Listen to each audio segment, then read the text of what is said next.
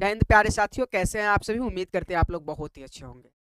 तो आइए हम लोग मैथ क्लास 10 की शुरू किए हुए हैं, उस मैथ की दुनिया में थोड़े से एक कदम आगे बढ़ते हैं और देखते हैं कि आज की क्लासेस में हम लोग क्या पढ़ेंगे। चैप्टर 1 को शुरू किए हैं, एनसीईआरटी हम लोग पढ़ेंगे। इसमें देखिए, सबसे पहले आज मैं पढ़ाऊंगा आपको बहुत सारे बेसिक के बारे में जो आपको क्लास 10 की चैप्टर 1 को शुरू करने से पहले पढ़ना ही चाहिए। और मैं जीरो से शुरू करने जा रहा हूँ, जो चीज़ें जरूरी हैं उन सब चीज़ों को। तो चलिए अब देखेंगे कि कौन कौन सी चीज़ें हैं जो हम लोग को ज़रूरी है। मैंने यहाँ पे बहुत सारे पॉइंट लिख रखे हैं और इसके बाद वाले स्लाइड में भी बहुत सारा पॉइंट है, आप देख सकते हैं। मैंने पहला पॉइंट लिखा है साधारण भाग। आता तो होगा सबको, लेकिन थोड़ा सा इस पे हम लोग चर्चा करेंगे कि ये साधारण भाग कैसे हम लोग करते हैं। अब क्यों साधारण भाग हमारा सिखाना मकसद नहीं है, हमारा मकसद कुछ और है जो आपको इस वीडियो में मिलेगा। उसके बाद यूक्लिड विभाजन प्रमेयिका और एल्गोरिदम, मतलब कि ये तो बादशाह है इस चैप्टर का, पहले चैप्टर का। अगर आप पहला चैप्टर को बहुत अच्छे तरह से समझना चाहते हैं, तो 4 नंबर इस चैप्टर से पाना चाहते हैं, तो पहले तो आप इस चीजों को, यूक्लिड प्रमेयिका और एल्गोरिदम को आपको समझना अत्यंत आवश्यक हो जाएगा। उसके बाद आता है एचसीएफ और एलसीएम। मैं क्या ही बताऊं एचसीएफ और एलसीएम के बारे में, हर साल प्रश्न पूछे जाते हैं और जो आप चुटकियों में बनाएंगे, मतलब कि कहने का मतलब क्वेश्चन देखेंगे, हो सकता है कि आपको आंसर आ जाए। उसके बाद हम एचसीएफ और एलसीएम निकालने की विधि समझेंगे कि कैसे हम इन सभी चीजों पे चर्चा करते हैं। उसके बाद और बहुत सारा है, 2 संख्याओं का एचसीएफ कैसे निकालते हैं, 3 संख्याओं का एचसीएफ कैसे निकालते हैं, केवल एचसीएफ कैसे निकालते हैं, केवल एलसीएम कैसे निकालते हैं, एचसीएफ एलसीएम दोनों कौन कैसे निकालते हैं, किसे निकालने में कौन सी विधि का प्रयोग किया जाता है। बहुत सारी चीजें हैं जिनको हम लोग बड़े ही आसानी से आज पढ़ने वाले हैं। क्लास लंबा होगा, किसी को छोड़कर जाना नहीं है, और जो छोड़कर जाना चाहते हैं उसके लिए कोई माना नहीं है। चलिए शुरू करते हैं हम लोग। मेरे जितने भी स्टूडेंट हैं जो ये चाहते हैं कि बेसिक से सर इसको समझाइए एकदम, वो बने रहे इस वीडियो में, लास्ट तक जरूर देखिएगा, क्योंकि इसी वीडियो के बाद हो सकता है कि आपका चैप्टर 1 शुरू कर दिया जाए एक्सरसाइज के साथ। नहीं, इसके बाद एक और वीडियो होगा, उसके बाद आपका एक्सरसाइज शुरू हो जाएगा। तो आपको जाना नहीं है, आराम से जब भी आप देख रहे हैं, आप जिस दिन देख रहे हैं उस दिन आराम से इस पूरे वीडियो को जरूर देखिएगा। शुरू करते हैं। सबसे पहले हम साधारण भाग को समझेंगे कि ये सर साधारण भाग क्या हमने लिख रखा है। साधारण भाग वाला, साधारण भाग भी पढ़ने की चीजें आप लोग को तो आती होंगी, क्लास 10th में आप पहुंच गए होंगे, तब तो आप पढ़ रहे हैं ना। तो चलिए हम देखते हैं कि क्लास 10th में आपकी कैपेसिटी, और थोड़ा सा मैं आपको और नए चीजों को दिखाना चाहता हूँ। सबसे पहले हम साधारण भाग पढ़ेंगे ना, तो इसमें आपको एक चीजों की आवश्यकता पड़ेगी, जो कौन संख्या छोटा है और कौन संख्या बड़ा है, इस तरह की क्वेश्चन आ जाते हैं आपके एग्जाम में। जैसे मैंने कहा कि अब बताइए, आप बताइए जरा कि ये 20 और 40 में बड़ा कौन है। ऑफ कोर्स आप कहेंगे कि ये 40 बड़ा है, ये कोई प्रश्न तो ही नहीं हुआ, ये आप बच्चों को पढ़ा रहे हैं। 40 बड़ा 20 छोटा, ये आप पूछ रहे हैं, बहुत जरूरी है। अभी आप समझिए, आपने तो कह दिया कि 20 छोटा है 40 बड़ा है, लेकिन अगर इसी को गणित की भाषा में बिना बोले समझाना होगा तो आपको साइन की आवश्यकता पड़ेगी। जो साइन ये इंडिकेट करता है कि मैं लिख दूं, मैं उस साइन को लगा दूं, समझने वाले समझ जाएंगे कि बड़ा और छोटा का साइन है। जैसे स्पॉन्ज मैं लेता हूं, आपने देखा होगा एक स्पॉन्ज, एक रसमलाई ले लेते हैं ना, ठीक रहेगा। ये स्पॉन्ज है और ये स्पॉन्ज थोड़ा सा छोटा कर लेते हैं, हाँ ये स्पॉन्ज है, और ये आपका रसमलाई है जिसको आप रसमाधुरी भी समझते होंगे। इसको आप एक बार में तो खा नहीं सकते, हाँ स्पॉन्ज को एक बार में खत्म कर सकते हैं, ठीक है। तो ये स्पॉन्ज और रसमलाई की बात हो गई। अब आइए, मैं अब इसी थाली को बदल दूं, अब इधर मैं स्पॉन्ज कर दूं, ठीक है, वही स्पॉन्ज लेते हैं ना, इधर स्पॉन्ज कर दूं और इधर मैं कर दूं रसमलाई। थोड़ा सा छोटा हो गया, कर देते हैं बड़ा, ये रसमलाई कर दिया, अब बड़ा ही हो गया, छोड़ो ये स्पॉन्ज रसमलाई समझिए भाई, सबकी साइज छोटा बड़ा हो सकता है। अब मैं कहूं कि 2 स्पॉन्ज दे दीजिए, ये रहा आपके 2 स्पॉन्ज। अब आप जरा बताइए, मैं आपको कहूं कि इस वाले में देखिए, थोड़ा सा इसको समझने की कोशिश कीजिए, बहुत जरूरी ये चीजें हैं। मैं आपको कहूं कि आप जरा बताइए कि इन दोनों में बड़ा कौन है, तो आप कहेंगे रसमलाई बड़ा है, स्पॉन्ज छोटा है। मैं आपको कहूं कि इसमें बताइए बड़ा कौन है, तो आप कहेंगे कि स्पॉन्ज छोटा है, रसमलाई बड़ा है। आप इसमें आएंगे तो कहेंगे लगभग दोनों समान है, बराबर है। इसका मतलब 3 चीजें आई। एक जगह पे आपने एक तरफ बड़ा देखा, एक तरफ छोटा देखा, उसी के विपरीत आपने देखा कि भाई वही बड़ा इस साइड आ गया है, छोटा उस साइड चला गया है। तीसरे में आपने देखा भाई दोनों बराबर है। तो ये 3 जो चिन्ह होंगे, इन तीनों चिन्ह को पढ़ना है। पहला चिन्ह ऐसा होगा, दूसरा चिन्ह ऐसा होगा, तीसरा चिन्ह ऐसा होगा। ये 3 चिन्ह रहे, समझ लीजिए गौर से इस बातों को। ये 3 चिन्ह रहे। अब बड़ा छोटा निर्भर करता है इस चिन्ह पे।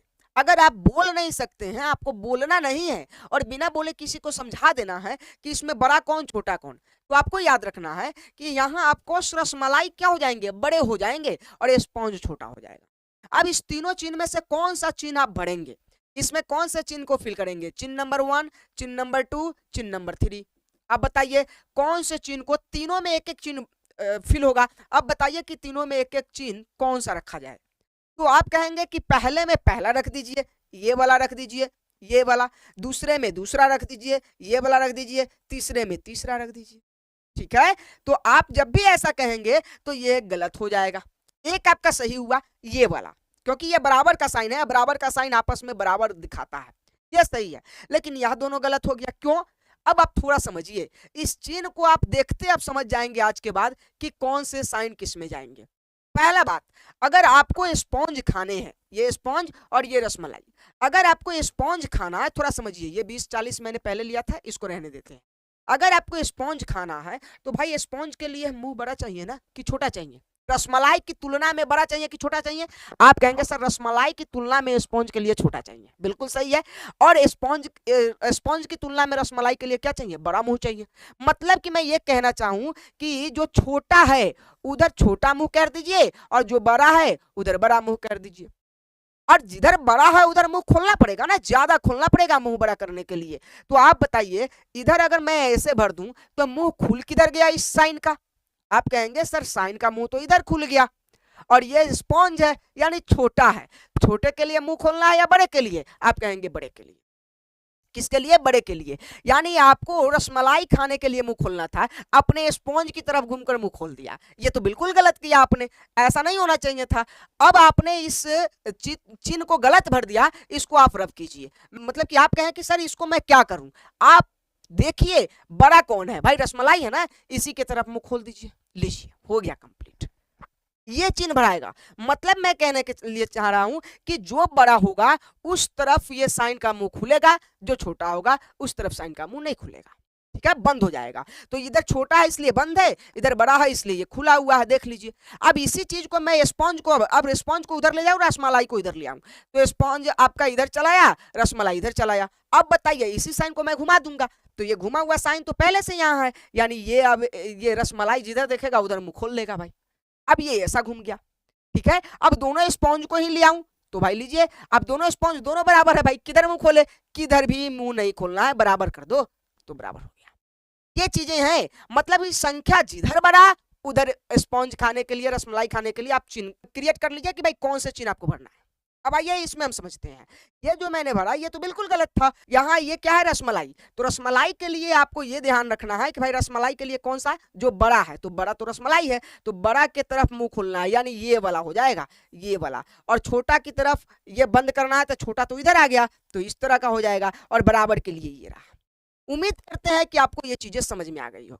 एक और मैं आपको यहाँ पे अब दिखाता हूं कि मान लो कि एक बॉक्स है, इस बीच में, ये बच्चों की क्लास की चीजें हैं, समझे। इस बीच में बॉक्स है, 20 और 40 है। अब बताइए आप तीनों में से कौन से चिन्ह भरेंगे? आप कहेंगे हमारा रसमलाई कौन है, 40, महंगा है ना, 40 रुपये वाला रसमलाई है, ये स्पॉन्ज 20 रुपये वाले हैं। तो भाई जिधर बड़ा होगा उधर ही मुंह खोलना है, ये वाला साइन हम आपको यहाँ पुट कर देंगे। ठीक है, अब इसी तरह से अगर 1 और 5 रहा, बताइए कौन सा साइन लगाएंगे? कहेंगे यही वाला साइन। अगर मैं इसको कहूं 5 और 7 रहे, कौन सा साइन? यही साइन लगाएंगे। अगर मैं कहूं 9 और 7 रहे, कौन सा साइन? सर साइन घुमा दीजिए, साइन घुमा दीजिए, सिर्फ जिधर बड़ा है उधर साइन का मुंह खोल दीजिए, इतना ही तो करना है। अच्छा मैं कहूं कि यहाँ 0 और 5 रहे तो आप क्या करेंगे? आप कहेंगे सर 5 की तरफ साइन घुमा दीजिए, कितना ही अच्छा है ना। अच्छा एक और बात बताइए, तब इस सबसे हमें एक चीज सीख मिलती है, ये प्लस वाले साइन का तो आपने बड़ा ही अच्छा से कर दिया। अब थोड़ा सा माइनस की तरफ कन्वर्ट करते हैं हम अपने आप को, लेकर चलते हैं आपको संख्या रेखा पे, थोड़ा सा संख्या रेखा पर लेकर चलते हैं आपको, फिर वहां समझाने की कोशिश करते हैं। मान लीजिए कि ये एक संख्या रेखा है, यहाँ पे आएंगे 0, उसके बाद 1, उसके बाद 2, उसके बाद 3, उसके बाद 4, उसके बाद 5, उसके बाद 6, इस तरह से संख्याएं आती जाएंगी। इधर आएगा 1, इधर आएगा 2, माइनस का ये सब होगा, किसका? माइनस का। इधर आएगा 3, इधर आएगा 4, इधर आएगा 5, इसी तरह से 5 6 इसी तरह से ये संख्याएं क्या होगी? कन्वर्ट होती रहेंगी, बदलती रहेंगी। अब आपको एक चीज समझना है, मैंने ऐसा क्यों बनाया है, संख्या रेखा की क्या आवश्यकता हो गई, समझ तो गए थे आप? थोड़ा सा धैर्य रखिए, फिर आपको चीजें समझ में आएंगी। मैंने कहा कि आप बताइए 5, ये दोनों ले रहे हैं, देख लीजिए ये दोनों को गौर से। मैंने 5 और 6 लिया, आपने क्या किया? आपने कहा कि भाई 6 बड़ा है इसलिए साइन ये वाला लगा दीजिए।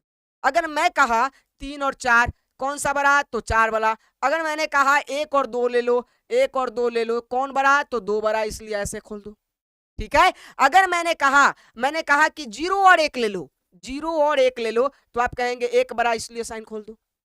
लेकिन माइनस वाले में बहुत ऐसे बच्चे हैं जो फिसल जाते हैं, बहुत ऐसे बच्चे फिसल जाते हैं। जैसे मैंने कहा कि बताओ -20 और -40 बड़ा कौन? बताओ जल्दी, कमेंट कीजिए जल्दी, कौन बड़ा है, -20 या -40? जो आपके मन में आ रहा है वही बोलना। तो आप कहेंगे कि -40 बड़ा, आप कहेंगे -20 बड़ा। सवाल का दो जवाब हो सकता है, या तो आप कहेंगे -40 बड़ा, या तो आप कहेंगे -20 बड़ा। मैं आपको बताता हूं कि आपने क्या सोचा होगा। आपने अगर प्लस वाले के हिसाब से सोचा होगा तो आपने कहा होगा -40 बड़ा, अंक देखकर सोचा होगा। तो अगर आपने -20 को देखा होगा भाई इस तरह से, तो आपने कहा होगा -20 बड़ा। अब इसमें हम कैसे सोचे कि कौन बड़ा? क्या इसका कोई साधारण मेथड है? बहुत ही सिंपल सा मेथड है, चलिए इसको हम समझाते हैं आपको। कौन सा मेथड है समझिए। सबसे पहले आप संख्या रेखा को गौर से देखिए। 0 से संख्याएं बढ़ती जा रही थी, 0 से संख्याएं क्या हो रही थी? बढ़ती जा रही थी। जैसे मैंने 0 और 1 में कहा कौन बड़ा, तो आप कहेंगे 1 बड़ा। कौन बड़ा है? तो आप कहेंगे 1 बड़ा। मैंने 0 और 1 में कहा कौन बड़ा, तो आप कहेंगे 1 बड़ा। 0 और 1 में कौन बड़ा? 1 बड़ा।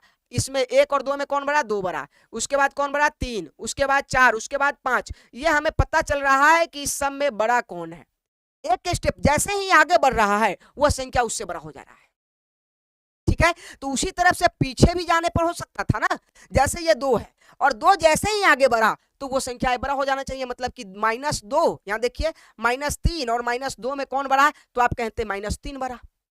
ऐसा ही होता ना, -3 बड़ा, लेकिन आंसर ऐसा नहीं होगा। याद रखो, आपको याद रखना एक चीज है कि जो माइनस की चीजें हैं वो जितनी दूर जाती है 0 से जितनी दूर जाती है उतना ही वो छोटा हो जाता है। 0 से जितनी दूर जाती है उतना ही क्या हो जाता है? छोटा। और 0 के जितनी करीब आती है वो बड़ा होता चला जाता है। और 0 से आगे निकल गया तो बहुत बड़ा होता चला गया। बात समझ रहे हैं? जब माइनस से कोई संख्याएं 0 की तरफ आती है तो बड़ा होता आता है, और 0 से भी आगे निकल जाता है तो बहुत बड़ा होने लगता है। जैसे बच्चा जन्म लेता है उसके बाद वो बड़ा होता है। क्या होता है? बड़ा। जब भी वो बाप की उम्र का आता है, बाप की उम्र का मतलब कि कभी ना कभी वो तो पिता बनने वाला है ना, वो जब भी पिता बनेगा उसका मतलब है कि उसकी आधी उम्र लगभग समाप्त हो गई है।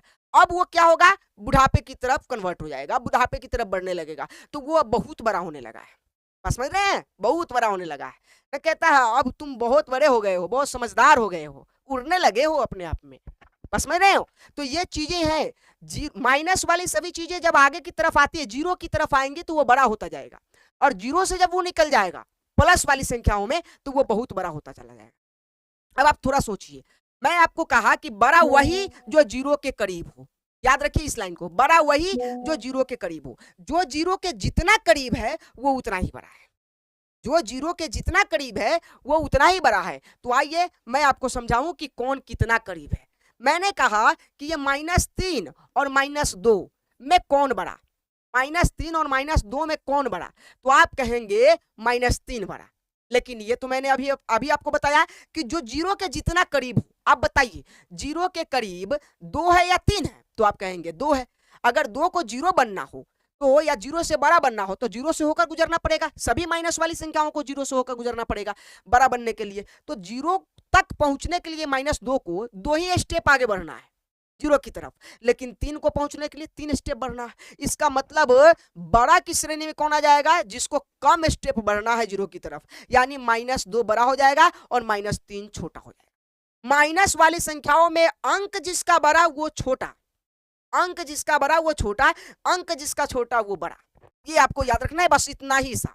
जैसे मैंने कहा कि -3 और -2 में कौन बड़ा, तो आप कहिएगा कि -2 बड़ा, -3 बड़ा नहीं, कौन बड़ा, -2 बड़ा। मैं आपको कहूं कि -5 और -7 में कौन बड़ा, बताइए -5 और -7 में कौन बड़ा, जो जीरो के करीब वह बड़ा। तो जीरो के करीब कौन, 5, सिर्फ 5 स्टेप पीछे जाना है जीरो के पास के लिए, और इसे 7 स्टेप जाना होगा। भाई किसको कम समय लग रहा है, 5 को, तो ये बड़ा, याद रखना है।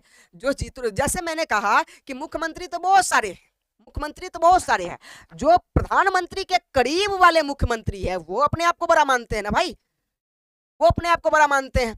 तो यही बात यही है कि भाई कौन किसके करीब है तो सब संख्या ही, कौन किसके करीब है। तो मैं कहूं कि ये -5 जीरो के करीब है, इसलिए -5 बड़ा है और -7 छोटा। अब बड़ा छोटा का साइन देखिए, जो बड़ा होगा उसके तरफ मुंह खुलेगा, जो बड़ा होगा उसके तरफ मुंह खुलेगा, तो भाई -5 की तरफ मुंह खुलेगा। इसमें जो बड़ा होगा उसके तरफ मुंह खुलेगा, तो भाई जीरो के करीब जाने के लिए कौन जल्दी पहुंचेगा, तो -2, इसका मतलब -2 बड़ा, इसलिए -2 की तरफ मुंह खुल गया। बताइए ये कितने बच्चे हैं जो आज नए नए सीखे हैं, चाहे जिसको कंफ्यूजन था, और मैंने आपकी कंफ्यूजन को दूर किया। ठीक है, मैं आपसे कोई रिक्वेस्ट नहीं करूंगा, बस यही कहूंगा कि आपको अच्छा लगता है, यहाँ मैं आपको पढ़ाने में सक्षम हूं, तो आप जरूर पढ़िए, बहुत ही गहराई से और बहुत ही अच्छे से मैथमेटिक्स में पढ़ाऊंगा। ठीक है, और बाकी सब्जेक्ट भी तैयारी करवाऊंगा, आप देखते रहिए, जुड़िए कम से कम। आइए मैं और चीजों को चर्चा करता हूं। आप यहाँ कुछ और एग्जाम्पल लेते हैं, कुछ और, तब तो मजा आएगा। 175 ले लेते हैं, 175 ले लेते हैं माइनस का, और 125 ले लेते हैं माइनस का। अब बताइए कौन बड़ा, अब बताइए कौन बड़ा। तो आप कहेंगे कि सर जिसको जीरो तक पहुंचने में कम समय लगे वो बड़ा। तो भाई जीरो तक पहुंचने में किसको कम समय लगेगा, 175 तो बहुत दूर है, 125 फुट से पहुंच जाएगा जीरो के पास, यानी 125 बड़ा माइनस का।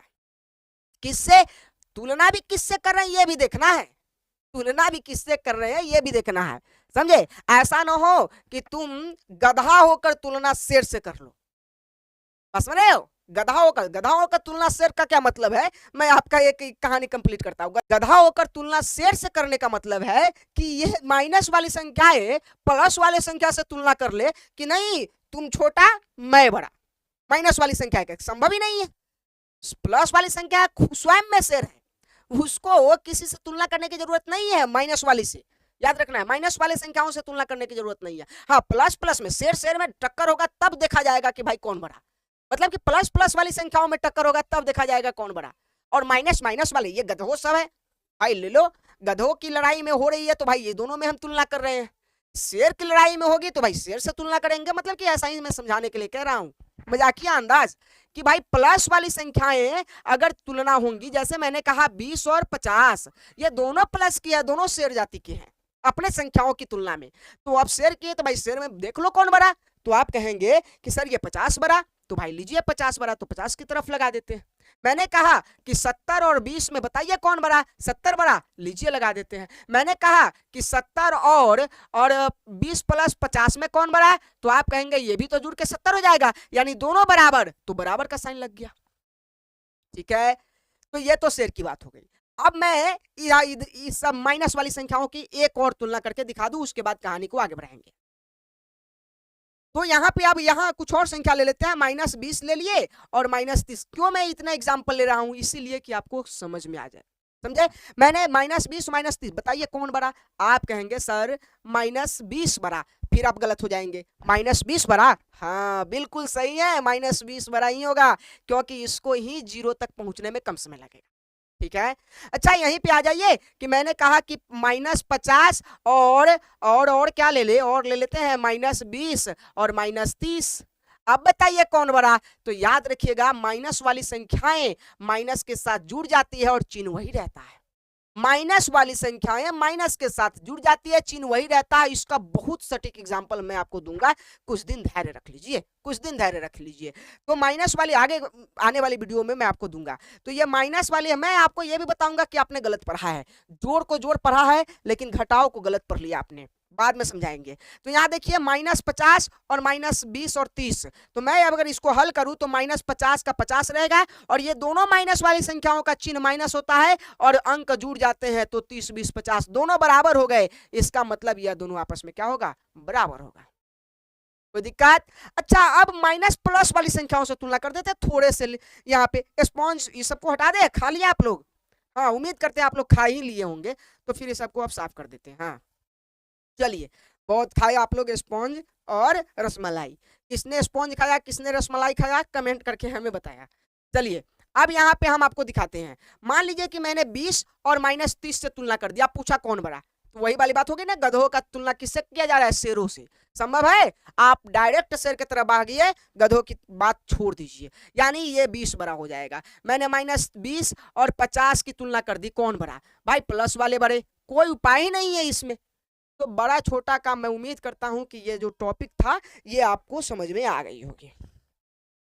अब कुछ आगे बढ़ते हैं कि मैंने ये साधारण भाग क्या लिख रखा है, उम्मीद करते हैं कि ये समझ में आ गया होगा। इसको हम रफ करते हैं, ठीक है? हाँ, आइए अब कुछ साधारण भाग पे चर्चा कर ले कि ये मैंने साधारण भाग क्या लिख रखा है। साधारण भाग, आइए साधारण भाग को देखते हैं। अब यहां पर एक प्रश्न आपको मिलेगा कि 20 और समझिए गौर से, 20 और 50 को भाग करें, भाग करें। अब कहेंगे कि सर ये क्वेश्चन कहाँ मिलता है? मिलता ये है कि 50 को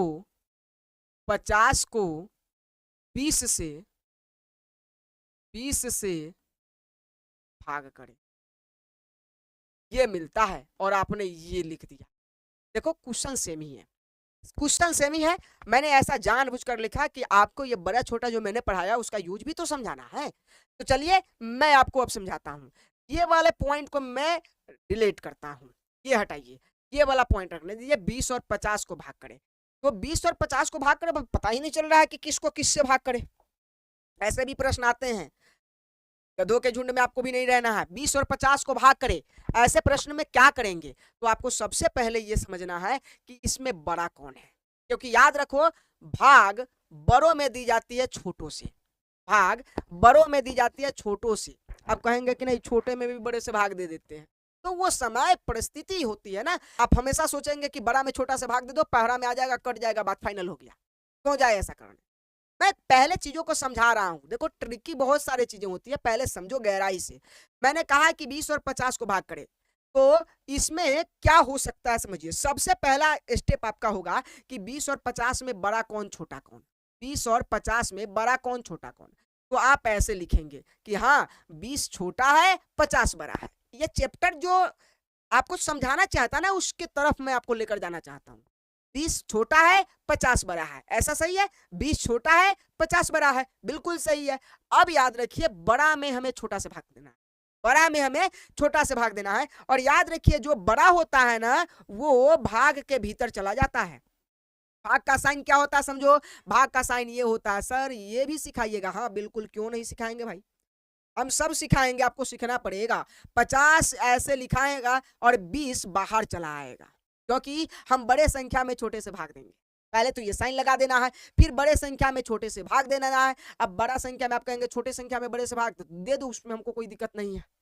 बड़े संख्या में छोटे से भाग देना है अभी यहाँ समझने के लिए। तो जब बड़े संख्या 50 में हमने छोटे 20 से भाग दिया, तो हमें एक चीज याद रखना है कि ये भाग करते हुए हम 20 का पहरा पढ़ते हैं, 20 दूना 40, 20 दूना 40, बच गए 10, माइनस क्या लगेगा, घट के आ जाएगा 10, बस कहानी खत्म।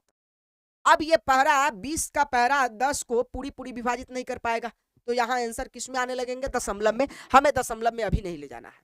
अब ये तीन चीजें हमें प्राप्त हुई, चार चीजें।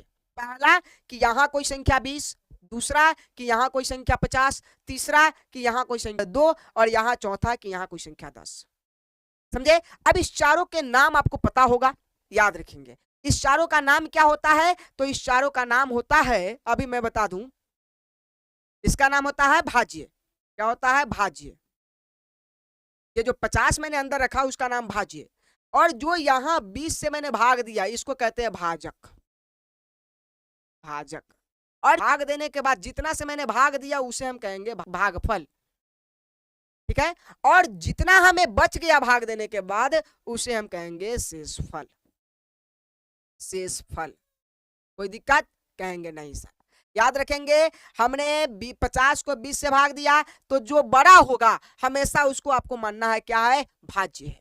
जो बड़ा होगा उसको भाज्य मानना है, हमेशा याद ही रख लीजिए, एक चीज को कॉन्सेप्ट कंप्लीट कीजिए। जो बड़ा होगा उसे भाज्य मानना है, जो छोटा होगा उसको भाजक मानना है। हमेशा भाग देने के लिए कम से कम दो संख्या चाहिए ही चाहिए। अगर मैं कहूं कि 50 को भाग दो, ये कोई क्वेश्चन हुआ? 50 को भाग दो, भाई किससे भाग दे?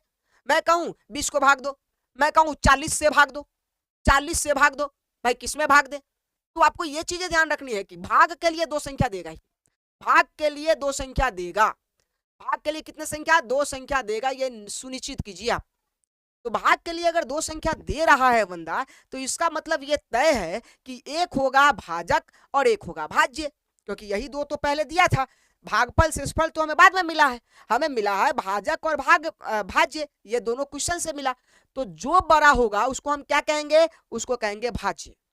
जो छोटा उसको कहेंगे भाजक। जैसे एक पेड़ को आप काटते हैं, तो जब पेड़ को काटते हैं तो पेड़ आपका भाज्य कहलाएगा, बहुत बड़ा है। और पेड़ को काट किससे रहे? कुल्हाड़ी से। कुल्हाड़ी आपका क्या कहलाएगा? भाजक कहलाएगा।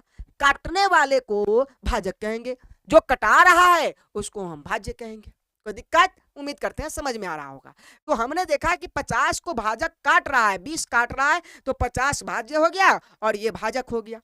ये भागफल हो गया कि भाई कितने कुल्हाड़ी मारा तो ये कटा, कितने कुल्हाड़ी मारा तो ये कटा। तो भाई 2 कुल्हाड़ी मारा, 20 ने 2 कुल्हाड़ी मारा। अब 2 कुल्हाड़ी मारने के बाद भाई क्या पूरी पूरी कट गया? नहीं कटा। तो कुछ बच गया? हाँ, कितने बचा? तो शेषफल में 10 बच गया। जो 10 बचा उसे हम शेषफल कहेंगे। समझ में आ रही है? तो ये चीजें हो गई। अब टेंशन एक और पैदा होती है कि इसको हम कैसे चेक करें कि हमारा ये भाग सही है। हमारे पास कोई गुरु नहीं है, हम कैसे चेक करें कि हमारा ये सही है? तो आपने ये सब बचपन में पढ़ लिया है, ठीक है, फिर भी मैं आपको पढ़ा रहा हूं क्योंकि इस चीजों को कंप्लीट कराना है। तो आप कहेंगे कि हम चेक कर सकते हैं। कैसे कर सकते हैं? एक फॉर्मूला आता है गुरुजी, हमें सिखाया गया था बचपन में। हमें बचपन में एक फॉर्मूला सिखाया गया था कि जब भी कोई चेक करना होता है तो हमें चेक करना होगा ये भाज्य को। किसको? भाज्य को। कि देखो, अगर मैंने कहा कि एक पेड़ को काटो, एक पेड़ को काटो, एक पेड़ को काटा गया। पेड़ को काटने के बाद अगर उसमें क्या हुआ कि पेड़ काटेंगे तो उसकी फुनगी होगी कि नहीं? होगी, क्योंकि पेड़ पूरा था। फुनगी होगी, टहनियां होंगी कि नहीं? होंगी। उसके जड़ होंगे कि नहीं? होंगे। बीच के तना होगा कि नहीं? तो होगा। तो इसका मतलब है जितने बार उसको हम काटेंगे, जिसमें जितने खंडों में विभाजित करेंगे, उस सभी खंड मिलाकर फिर वो पेड़ बन जाना चाहिए ना। चाहे उसके पूरे भाग हमें मिलने चाहिए ना, पूरा पूरा अवशेष उसे मिलने चाहिए ना। तो वही वाली बात है, जब मैं इस 50 को काटा हूं तो ये सब 3 भागों में बट गया। इधर 20 आ गया, इधर 10, 2 आ गया, इधर 10 आ गया। क्या यह तीनों मिलाकर 50 पुरा देता है? चेक करने का तरीका। तो हमने कहा कि भाई भाज्य, देखो हमने कहा कि भाई हमें 50 पुराना है। 50 तो हमें पुराना है, 50 नहीं पुरेगा ये फॉर्मूला, मतलब कि ये भाग हमारा गलत हो जाएगा। तो 50 पुराना है तो इसका मतलब ये 50 को किसने काटा? तो 20 ने काटा। किसने काटा? तो 20 ने काटा। तो याद रखना है कि जो यहाँ जो काटने वाला होता है उसका गुना यहाँ से होता है, बस ये एक चीज याद रखिएगा। जो काटने वाला होता है उसका गुना होता है। तो ये 20 काटा, भाई कितने बार काटा? तो 2 बार काटा, तो गुना में लिख दीजिए। कितने बार काटा? 2 बार काटा। अच्छा, ये वाला चीज होता है भाई, कुछ बच भी गया तो भाई कितने बचा तो उसको जोड़ देते हैं। कितना बचा तो जोड़ना ही पड़ेगा ना। आप सोचिए भाई, कितना बचा उसको जोड़ना ही पड़ेगा। तो आप कहेंगे कि हाँ जोड़ दीजिए, 10 बच गया, 10 बच गया। अब देखिए इसको हल कीजिए, इसको थोड़ा ऊपर लिख दे क्या? हाँ यही तो था ना? हाँ यही था। अब देखिए 20 में 2 से गुना कितना हो जाएगा? 40। 40 में 10 जोड़ देंगे कितना हो जाएगा? 50। मुबारक हो, आपका यह भाग सही था। भाग सही था। हमने क्या कहा? मैंने कहा कि हमें जांच करने के लिए भाज्य जितना होगा उतना पुराना होगा, और ये भाजक का हमेशा भागफल से गुना होता है, और जितना आएगा उतना में शेषफल जोड़ना पड़ता है। जोड़ने के बाद ये समीकरण पूर्ण होता है, और पूर्ण होने के बाद आपका भाज्य मिल जाता है। तो मैं कहता हूं कि भाग हमारा सही है। नहीं मिलता, हमारा शेषफल 5 बच जाता, जोड़ने के बाद 45 ही पुरता है, इसका मतलब गलत हो गया। मेरा ये अंग था पूरा पूरा अंश, इसके अंग ये रहा, इसको भी पूरे पूरे जोड़ेंगे तो हो जाना चाहिए शरीर, नहीं हो रहा है, इसका मतलब गलत है।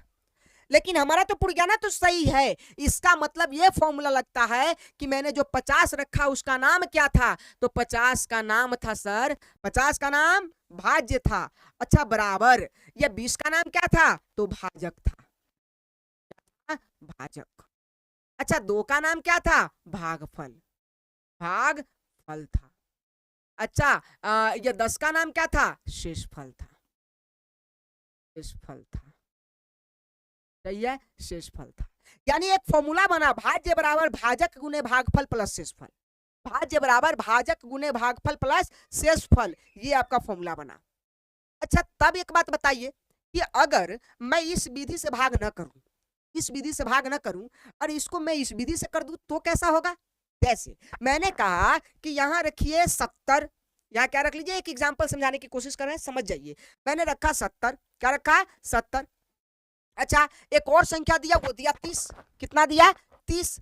अब देखिए आप थोड़ा समझिए, ये जो 20 यहाँ है, यह 20 तो यहाँ था और 50 के जगह पर 70 कर दिया, बस 2 संख्या तो हम कहते पहले ही देगा, तो 70 और 30 दे दिया। अब बताइए 70 बड़ा है तो इसका मतलब 70 भीतर चल जाएगा, यानी यहाँ बाहर चलाएगा। 30 छोटा है, 30 का पहरा पढ़ते या 20 का पहरा पढ़े थे, यहाँ 30 का पहरा पढ़ेंगे। 30 के पहरा जितना बार पढ़े थे उसके 2 से गुना कर दिए थे, मैंने 2 बार पढ़े थे, अब यहाँ देखते हैं कितना बार पढ़ना है।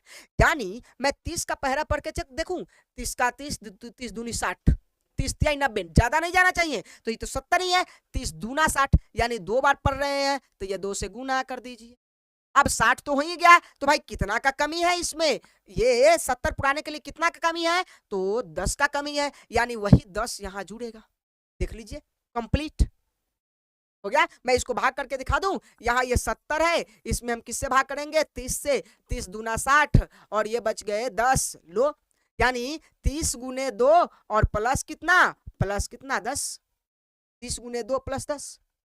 इसका मतलब है कि हम सटीक जा रहे हैं, अभी तक हमारी चीजें सही चल रही है। ये चीजें आपको समझ में आ रही है? अब एक बात हम आपको समझाना चाहते हैं कि ये सब चीजें मैं लिख क्यों रहा हूं, समझाना क्या चाहता हूं आपको, समझने की कोशिश कीजिए। लास्ट बार मैंने कहा कि यह जो विधि प्रोसेस था, यह जो प्रोसेस था, इस विधि को हम कहते हैं long divide method, long divide method कहते हैं, यानी लंबी विभाजन प्रक्रिया।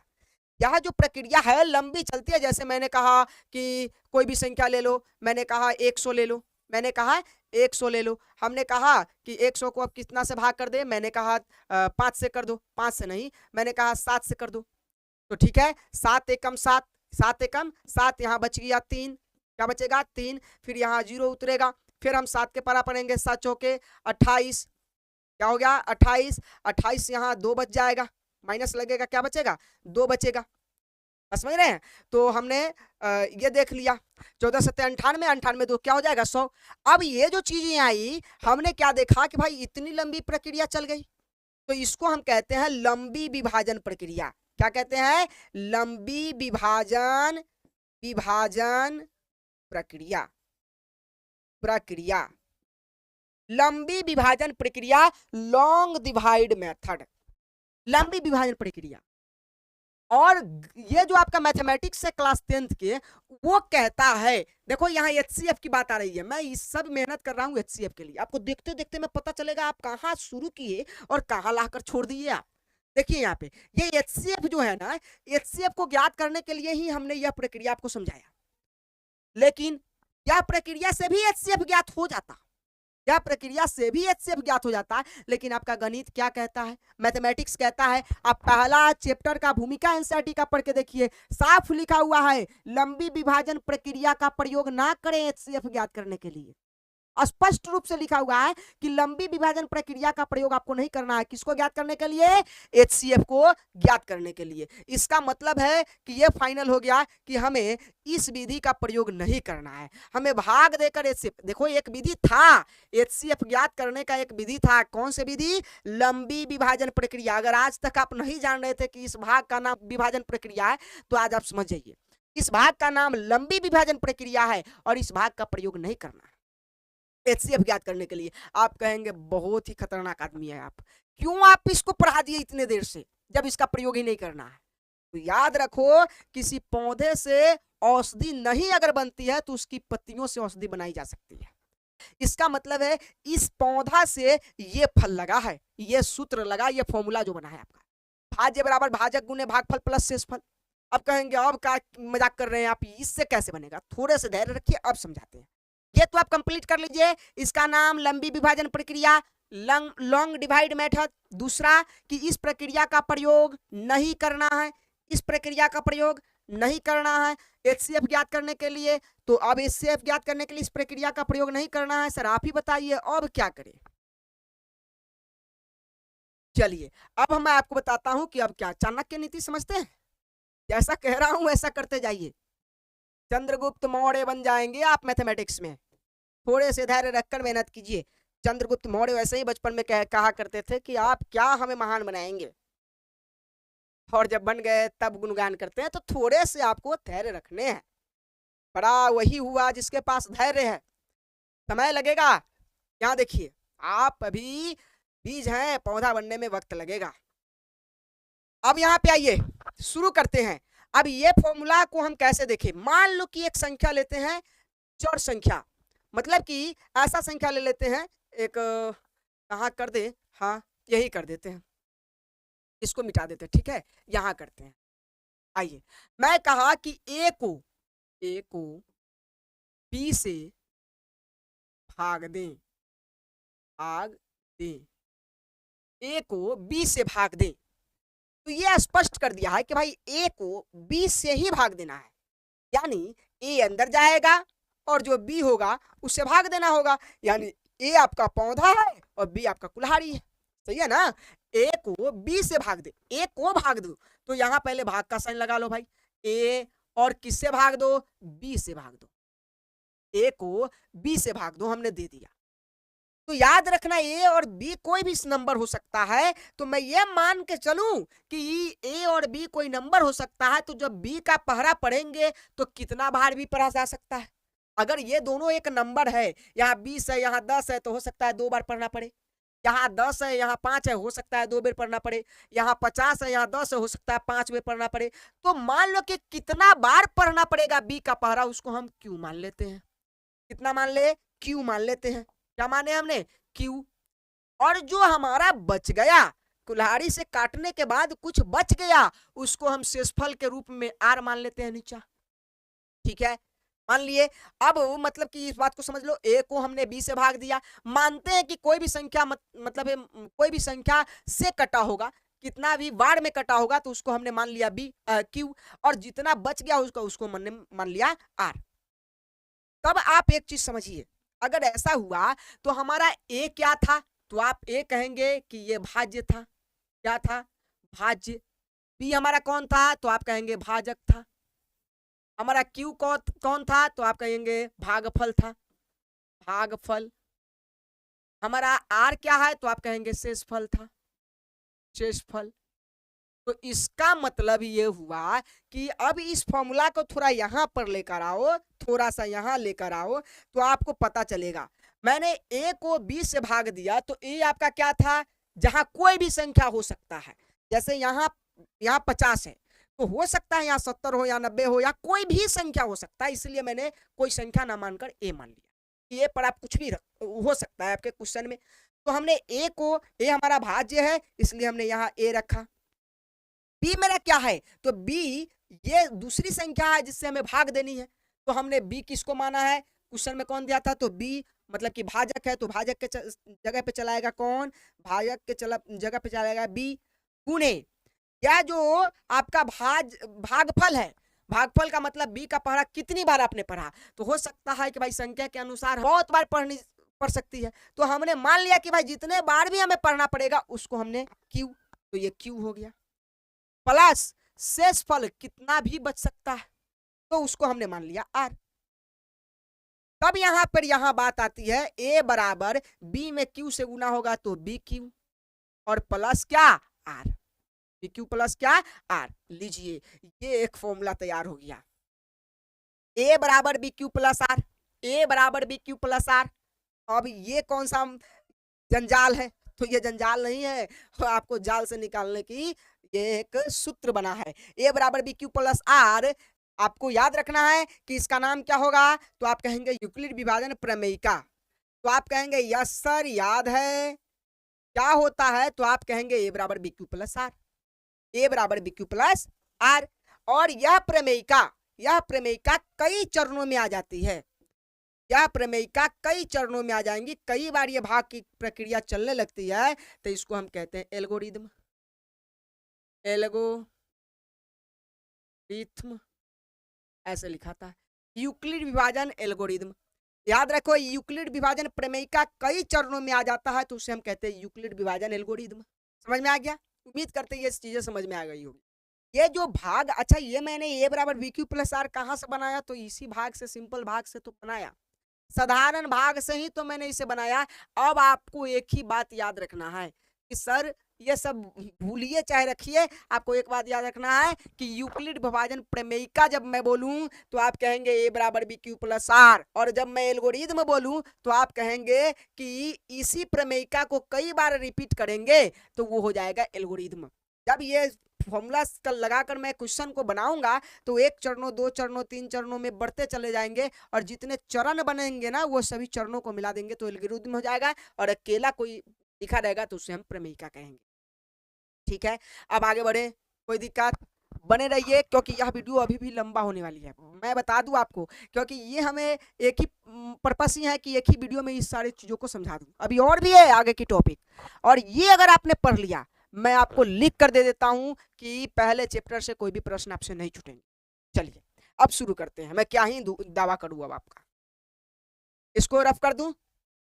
चलिए, जब भी सूत्र पूछूंगा आपको याद रखना है। अच्छा, चैप्टर में जब ही करेंगे ना, इसलिए मैं कह रहा हूं अभी समझिए, क्योंकि हम एक्सरसाइज में जाएंगे, हम आपसे नहीं बताएंगे कि प्रमेयिका क्या होता है, एल्गोरिदम में क्या होता है, ऐसा कुछ नहीं होगा।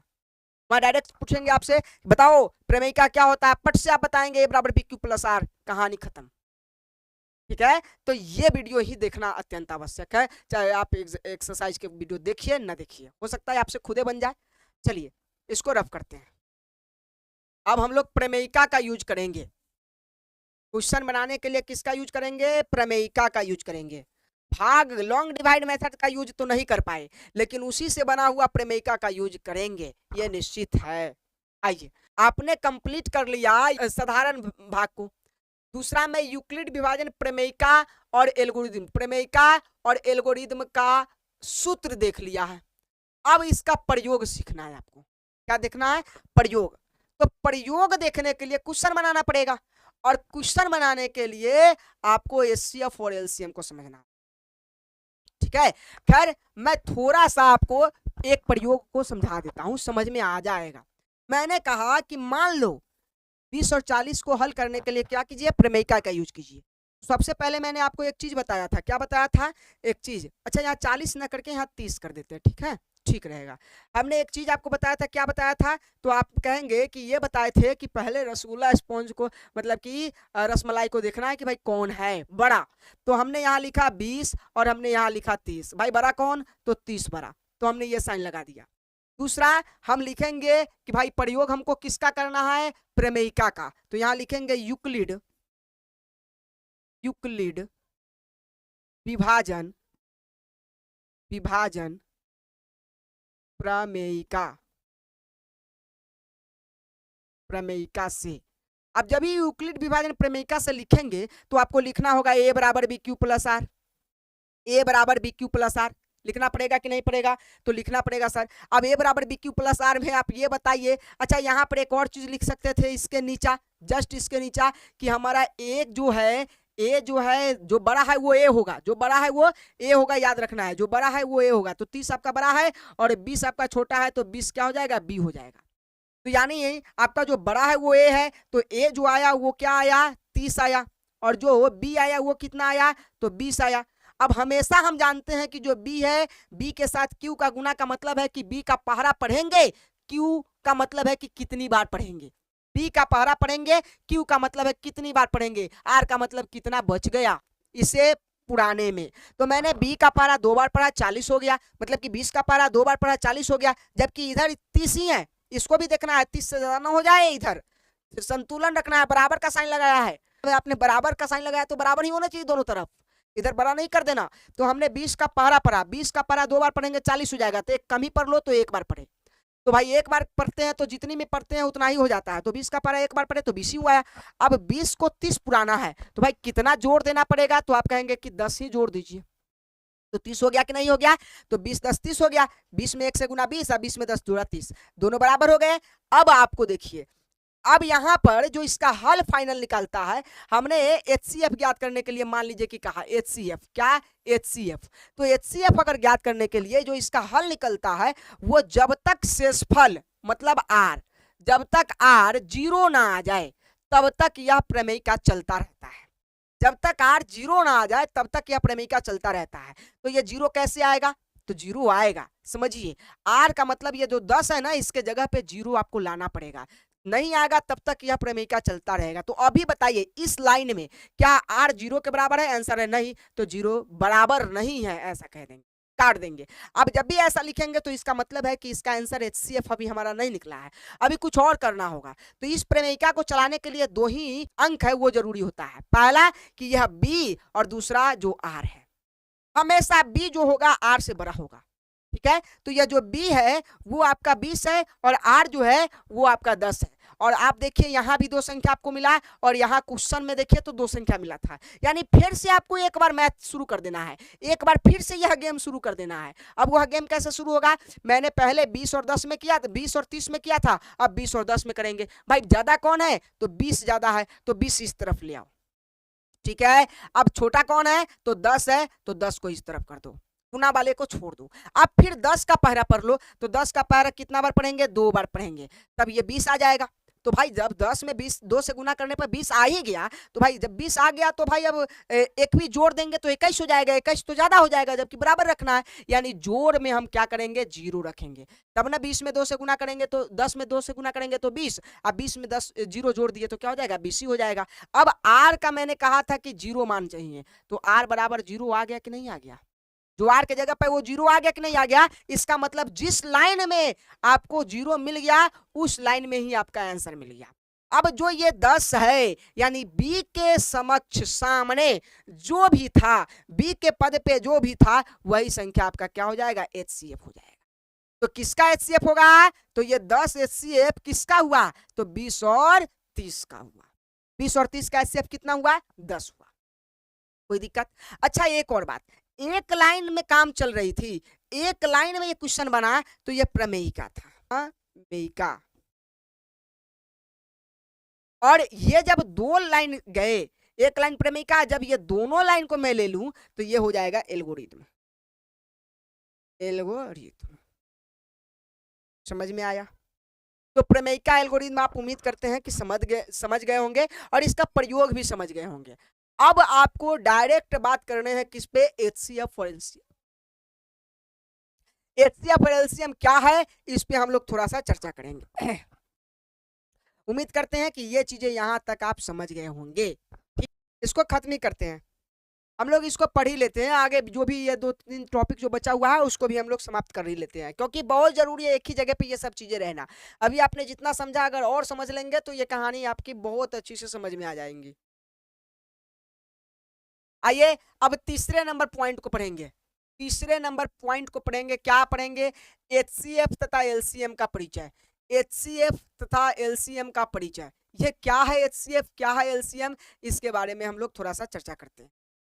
बहुत ही आसान है, ये चीजें समझते हैं। HCF यहां से लिखे क्या, हाँ HCF, और एक मैं लिखता हूँ LCM, ये 2 चीजें होंगी, HCF और LCM। समझिए सबसे पहले HCF का जो फुल फॉर्म होता है वो होता है हाईएस्ट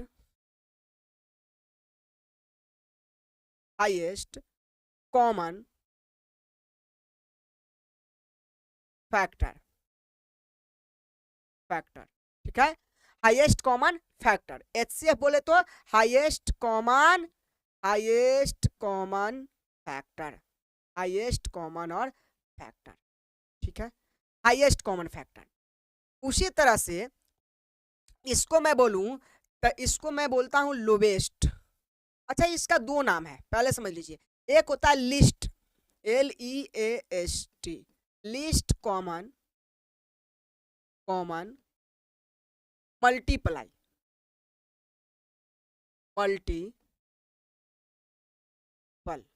लिस्ट कॉमन मल्टीपल, ठीक है, लिस्ट कॉमन मल्टीपल। लेकिन ये लिस्ट के जगह पर लोवेस्ट भी हो सकता है, लोवेस्ट, समझे, लोवेस्ट कॉमन मल्टीप्लाई या मल्टीपल, ये चीजें हो सकती है, आपको याद रखना है। तो मैं इसको ऐसे लिख दूं, इसको मैं लिख देता हूं लिस्ट, लिस्ट या लोवेस्ट, कुछ भी हो सकता है, लोवेस्ट। ये होगा कॉमन, कॉमन मल्टीपल, मल्टीपल, ठीक है, लोवेस्ट कॉमन मल्टीपल। अब ये चीजें आपको इंग्लिश में समझ में आ गई। हिंदी में इसका हिंदी क्या होता है तो समझ लीजिए, हाईएस्ट कॉमन फैक्टर का हिंदी होता है महत्तम समापवर्तक, महत्तम समापवर्तक।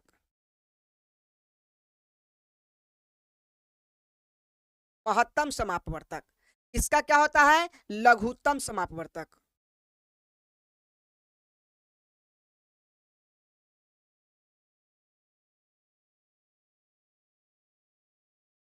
लघुत्तम समापवर्तक, महत्तम समापवर्तक, लघुत्तम समापवर्तक, ठीक है, महत्तम समापवर्तक, लघुत्तम समापवर्तक।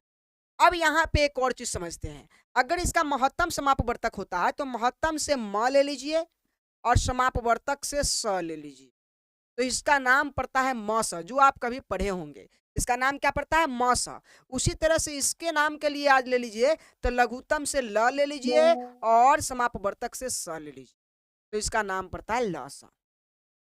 उम्मीद है कि ये चीजें आपको समझ में आ गई होगी। एचसीएफ का full form highest common factor, जिसको हम महत्तम समापवर्तक कहते हैं और इसको मसा भी कहते हैं। तो आपके एग्जाम में क्या पूछेगा ये समझिए। अगर हो सकता है कि इंग्लिश मीडियम वाले बच्चे हो या इंग्लिश मीडियम का बुक हो या एनसीईआरटी की बुक की भी मैं बात करता हूं, तो उसमें पूछ देता है कि कोई दो संख्याओं का एचसीएफ बताइए, कोई दो संख्याओं का एचसीएफ बताइए। वो कोई भी दो संख्या हो सकता है लेकिन उसका एचसीएफ पूछेगा, तो एचसीएफ पूछ दिया तो आप समझ रहे हैं, अच्छा एचसीएफ मतलब कि यूक्लिड विभाजन प्रमेय का प्रयोग करना है, ठीक है, तो ये आप समझ जाएंगे। चाहे एलसीएम बताइए तो भी आप समझ जाएंगे। तो ये दोनों चीजें हो गई। लेकिन अगर मैं आपसे पूछ दिया कि अगर आपको दो कोई संख्या दे दिया, कह दिया कि हाईएस्ट कॉमन फैक्टर बताइए, आप बेहोश, हाईएस्ट कॉमन फैक्टर बताइए, बेहोश। क्यों बेहोश? क्योंकि आपको अब टेंशन में आ गए आपकी, यार ये हाईएस्ट कॉमन फैक्टर ये होता क्या है, जबकि इसी का बड़ा नाम है, एच से हाईएस्ट, सी से कॉमन, एफ से फैक्टर, हाईएस्ट कॉमन फैक्टर। तो ये भी तो हो सकता है ना कि हाईएस्ट कॉमन फैक्टर लिख दे, या ये भी तो हो सकता है कोई दूसरा आपसे पूछे तो हाईएस्ट कॉमन फैक्टर ही पूछ दे। तो आपको बेहोश नहीं होना है, मैं सभी चीजों को यहाँ समझा रहा हूँ।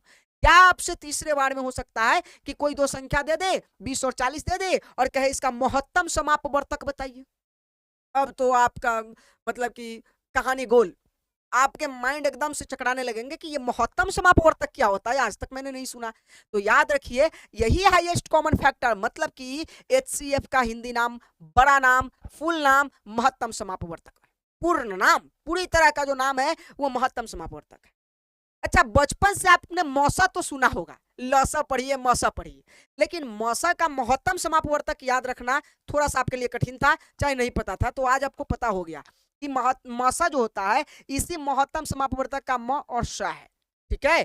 तो आपसे कोई भी पूछे, कोई भी दो संख्या का अगर पूछ दिया एचसीएफ, तो भी आज भाई कोई बात नहीं, एचसीएफ हम जानते हैं। आपसे पूछ दिया हाईएस्ट कॉमन फैक्टर, अरे तुम हमको भोचुर समझते हो, मैं जानता हूं। अगर आपसे महत्तम समापवर्तक, साफ लुट्टा है, मतलब कि देखिए क्या पूछ रहा है आपसे, महत्तम समापवर्तक आप जानते हैं कि नहीं जानते हैं? जानते हैं। आपसे पूछ दिया मौसा बताइए, बचपन से जानते हैं। तो ये चारों नाम है, चारों क्या है, नाम है, काम एक ही है, याद रखना है, चारों नाम है, काम एक ही है। ये लीजिए, चारों नाम है, काम एक ही है। कोई दिक्कत आपको उम्मीद करते हैं नहीं होगा। उसी तरह से मैं बात करूं तो इसमें भी आ जाइए, इसमें भी आ जाइए, इसमें भी ये चारों नाम है, काम वही है, चारों नाम है, काम वही है। एलसीएम का पूर्ण नाम क्या हो जाएगा? एलसीएम का पूर्ण नाम हो जाएगा लीस्ट कॉमन मल्टीपल, या आप इसी को कहेंगे लोवेस्ट कॉमन मल्टीपल, ठीक है। या आपका हो गया, इसी का हिंदी पूर्ण नाम हो जाएगा लघुत्तम समापवर्तक, लघुत्तम। अब लघुत्तम समापवर्तक को और शॉर्ट में ले जाए, संक्षिप्त में ले जाए, छोटे नामों में ले जाए, तो इसको हम बोलेंगे लस। तो अगर आपके एग्जाम में या आपके कॉपी में, आपके बुक में कहीं लिखा है कि एलसीएम ज्ञात करें, एलसीएम ज्ञात करे, तो एलसीएम ज्ञात करने के लिए आपको कह दिया तो आप समझ जाएंगे, अच्छा एलसीएम मैं जानता हूं, नाम तो जानता हूं। लेकिन अगर आपको कह दे लिस्ट कॉमन मल्टीपल ज्ञात कीजिए, क्या टेंशन में आ जाएंगे? नहीं नहीं, मैं इसे भी जानता हूं। लोवेस्ट कॉमन मल्टीपल कह दे, टेंशन में आ जाएंगे? नहीं, इसे भी जानता हूं। क्या लघुत्तम समापवर्तक कह दे, टेंशन में आ जाएंगे? अरे मैं तो उसको बचपन से जानता हूं। क्या लौसक कह दे, ये तो बात ही छोड़ दीजिए, जब पढ़ना शुरू किए थे तभी हमारे टीचर लौसा सिखाए थे, मौसा सिखाए थे। तो इन सब चीजों को आप जानते हैं और अब आपको कंप्लीट रूप से जानना है, ये आप कंप्लीट कीजिए, ठीक है। इससे आगे बढ़े, इसमें कोई दिक्कत किसी को नहीं होना चाहिए। अब आपका बात रहेगा कि सर ये एलसीएम और एचसीएफ निकालेंगे कैसे? तो सबसे पहले बात जिस पे आपको बहुत ध्यान देना है वो यह बात है कि इन दोनों को ज्ञात करने के लिए, इन दोनों को ज्ञात करने के लिए आपको दो संख्या देगा। कितनी संख्या देंगे? दो संख्या, दो संख्या। कोई दो संख्या आपको देगा ही देगा। अगर कोई दो संख्या आपको नहीं दिया है, इसका मतलब है कि आपको नहीं ज्ञात होगा, समझे? कोई दो संख्या होना ही चाहिए, चाहे वो लघुत्तम ज्ञात करना हो, चाहे वो महत्तम ज्ञात करना हो, चाहे वो लसा ज्ञात करना हो, चाहे वो मस ज्ञात करना हो, चाहे वो एलसीएम ज्ञात करना हो, चाहे वो एचसीएफ ज्ञात। दो संख्या तो आपको चाहिए ही चाहिए, तभी जाके आप इसे ज्ञात करेंगे। तो ये आपके दिमाग में बैठ गया कि हमें दो संख्या देगा ही। जैसे वो कह दे 20 और 40 का एचसीएफ ज्ञात करें, जैसे वो कह दे कि 20 और 50 का एचसीएफ ज्ञात करें, जैसे वो कह दे 70 और 90 का एलसीएम ज्ञात करें, जैसे वो कह दे 20 और 70 का एचसीएफ और एलसीएम दोनों ज्ञात करें। समझ रहे? तो आपको टेंशन नहीं लेना है, इसका मतलब यही है कि वो दो संख्या आपको देगा ही देगा। जैसे भाग करने के लिए दो संख्या देता है, उसी तरह से इसके लिए भी दो संख्या देगा। अब ये अगर आपका कंप्लीट रहा तो मैं आगे बढ़ूं। अब आगे क्या पढ़ना है आप इसका नोट डाउन कर सकते हैं अपने नोटबुक में जब आप शुरू कर रहे हैं। तो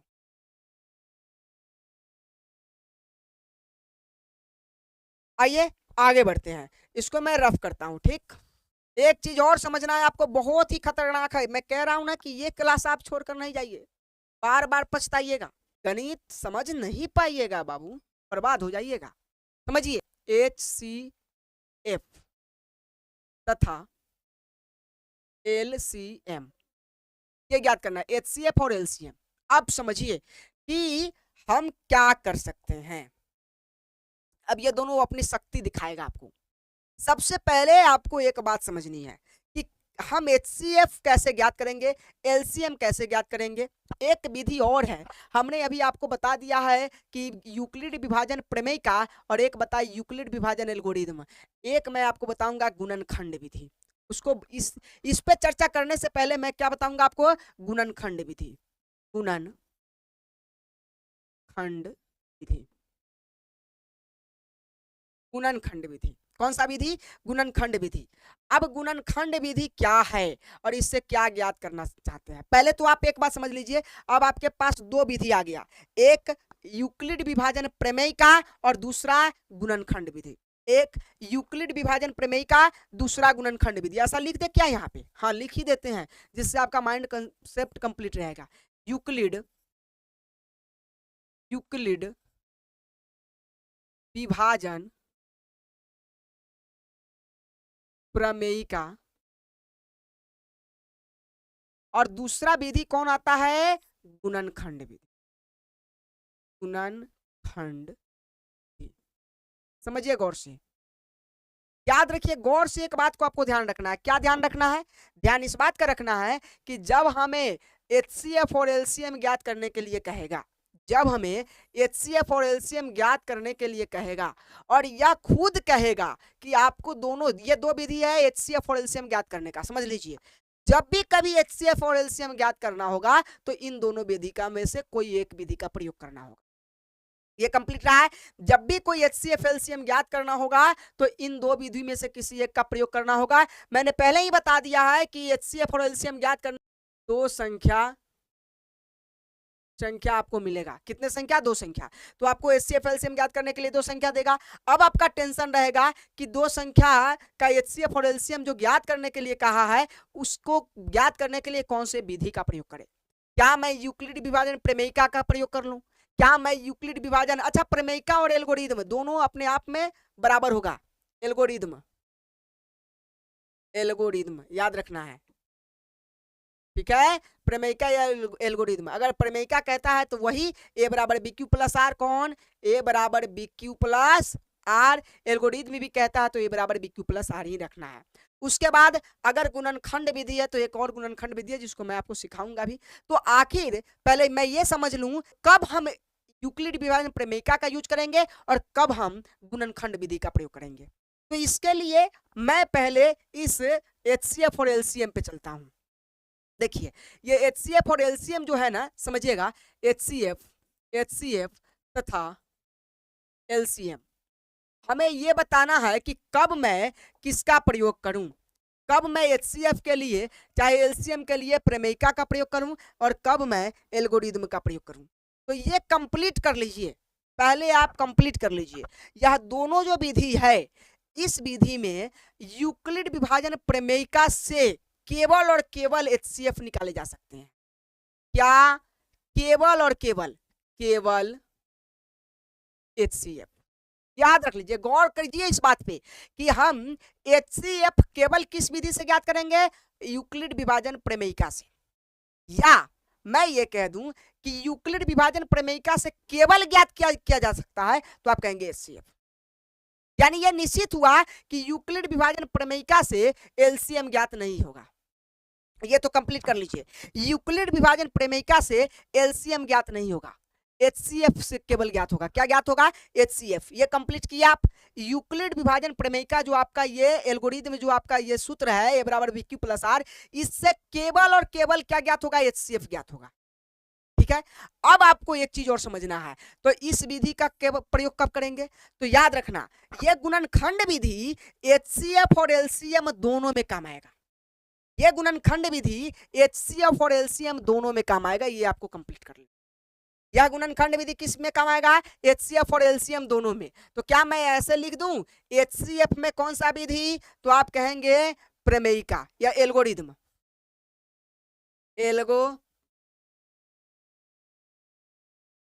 ठीक है, कौन सा विधि, एल्गोरिदम। क्या यही एल्गोरिदम विधि LCM में लगेगा, तो आंसर है नहीं लगेगा। इसमें कौन सा विधि, तो इसमें आपको इसमें फिर गुणनखंड विधि भी आ जाएगा, गुणनखंड विधि, गुणनखंड विधि। और इसमें कौन आ जाएगा, गुणनखंड विधि, गुणनखंड विधि। कंप्लीट कीजिए, कौन से विधि, गुणनखंड विधि, कौन से विधि, गुणनखंड विधि। तथा हटाइए और इस बीच में लाइन लाइए, तथा हटाइए, इस बीच में लाइन लाइए। समझ लीजिए, LCM में कौन सा विधि, गुणनखंड विधि।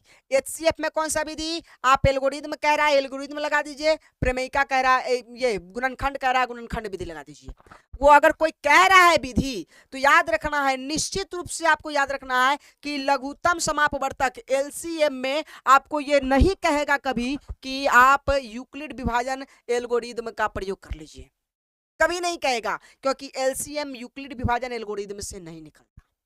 HCF केवल यूक्लिड विभाजन एल्गोरिदम से निकलेगा, LCM नहीं निकलेगा। और यह गुणनखंड विधि है वो दोनों को निकालता है।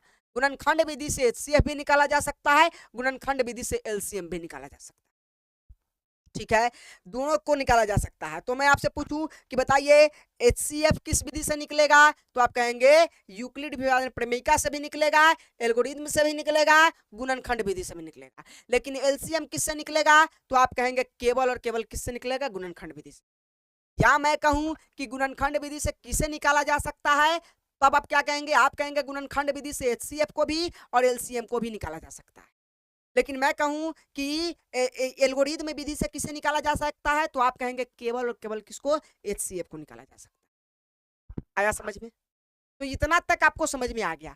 अब और भी चीजों पे चर्चा करेंगे कि ये दो संख्या जब देगा, समझ लीजिए दो संख्या जब देगा। अच्छा एक और बात, अगर कोई क्वेश्चन आपको कहा कि दो संख्याओं का केवल HCF निकालिए, केवल HCF, केवल HCF, तो अगर केवल HCF निकालना है तो आप जानते हैं कि HCF हम कौन कौन से विधि से निकाल सकते हैं, तो गुणनखंड विधि से निकाल सकते हैं और एल्गोरिदम विधि, दोनों से निकाल सकते हैं। तो जब अभी हम ये दोनों विधि आपको समझाएंगे तो आपको जो अच्छा लगेगा उसी विधि से आप HCF निकाल लेंगे। अगर कहेगा कि केवल एलसीएम निकालिए, तो एलसीएम में तो निश्चित रूप से आपको पता है कि एल्गोरिदम नहीं लगेगा, तो कौन लगेगा, तो उसमें लगेगा गुणनखंड विधि। तो आप निश्चित रूप से कौन से विधि इसका लगाएंगे, मतलब कि गुणनखंड विधि का प्रयोग करेंगे, ठीक है। लेकिन अगर आपको कह दिया किसी क्वेश्चन में कि ऐसी दो संख्या दे दिया, कहा कि एचसीएफ और एलसीएम दोनों निकालिए, एचसीएफ और एलसीएम दोनों निकालिए, तब आप क्या कहेंगे, एचसीएफ और एलसीएम दोनों निकालने के लिए आप कहेंगे कि जब एचसीएफ और एलसीएम दोनों निकालना है तो ऐसे ही विधि को पकड़ना होगा जो एक के बार में दोनों निकाल दे, एक के विधि में दोनों निकल जाए। तो आप बताइए एल्गोरिदम में क्या एलसीएम निकलता है, नहीं, तो ये विधि गया भाड़ में। आपको कौन से विधि का प्रयोग करना है, गुणनखंड विधि का। कौन सा विधि का प्रयोग करना है, गुणनखंड विधि का। कब प्रयोग करना है, जब दो संख्याओं का एचसीएफ और एलसीएम दोनों निकालना हो, जब दो संख्याओं का एचसीएफ और एलसीएम दोनों निकालना हो, कौन सा विधि प्रयोग करना है, तो आपको याद रखना है कि हमें गुणनखंड विधि प्रयोग करना है, ठीक है। अभी हम फिर से प्रश्न आपका रिपीट करवाएंगे, समझते रहिए। दो संख्याओं का एचसीएफ और एलसीएम दोनों निकालना है, कौन से विधि का प्रयोग करेंगे, तो आप कहेंगे गुणनखंड विधि का। अगर हम कहेंगे कि एक संख्या का केवल एचसीएफ निकालना है, कौन सा विधि का, तो एचसीएफ के लिए दोनों विधि में से कोई भी विधि। अगर मैं कहूंगा कि केवल एलसीएम निकालना है, कौन सा विधि का, महाराज एलसीएम के लिए तो गुणन एल्गोरिदम आता ही नहीं है, तो आप कहेंगे गुणनखंड विधि। दो संख्याओं तक सीमित नहीं रहता है, ये तीन संख्या के भी आता है। अच्छा, तीन संख्या में तो एल्गोरिदम काम नहीं करता है, तीन संख्या में एल्गोरिदम काम नहीं करता है, तो इसका मतलब हो गया कि तीन संख्या का एचसीएफ और एलसीएम, चाहे तीन संख्या का केवल एचसीएफ भी निकालना हो गया, तीन संख्या का केवल एचसीएफ भी निकालना हो गया, तो आपको कौन सी विधि का प्रयोग करना पड़ेगा, गुणनखंड विधि का प्रयोग करना। मतलब कि हर जगह गुणनखंड विधि आएगा, केवल एक जगह है जहां आ सकता है, और वो भी कहने पर, कौन सा, तो एल्गोरिदम विधि। वो कौन सा जगह है सर, तो वो केवल जब दो संख्याओं का एचसीएफ कहे तब, और वो भी वो निश्चित करे, सुनिश्चित आपको कहे कि इसका एल्गोरिदम का प्रयोग करके ही बनाइएगा, तभी आप बनाएंगे, हमको पता है, क्योंकि आपको गुणनखंड विधि ही अच्छा लग जाएगा, समझे।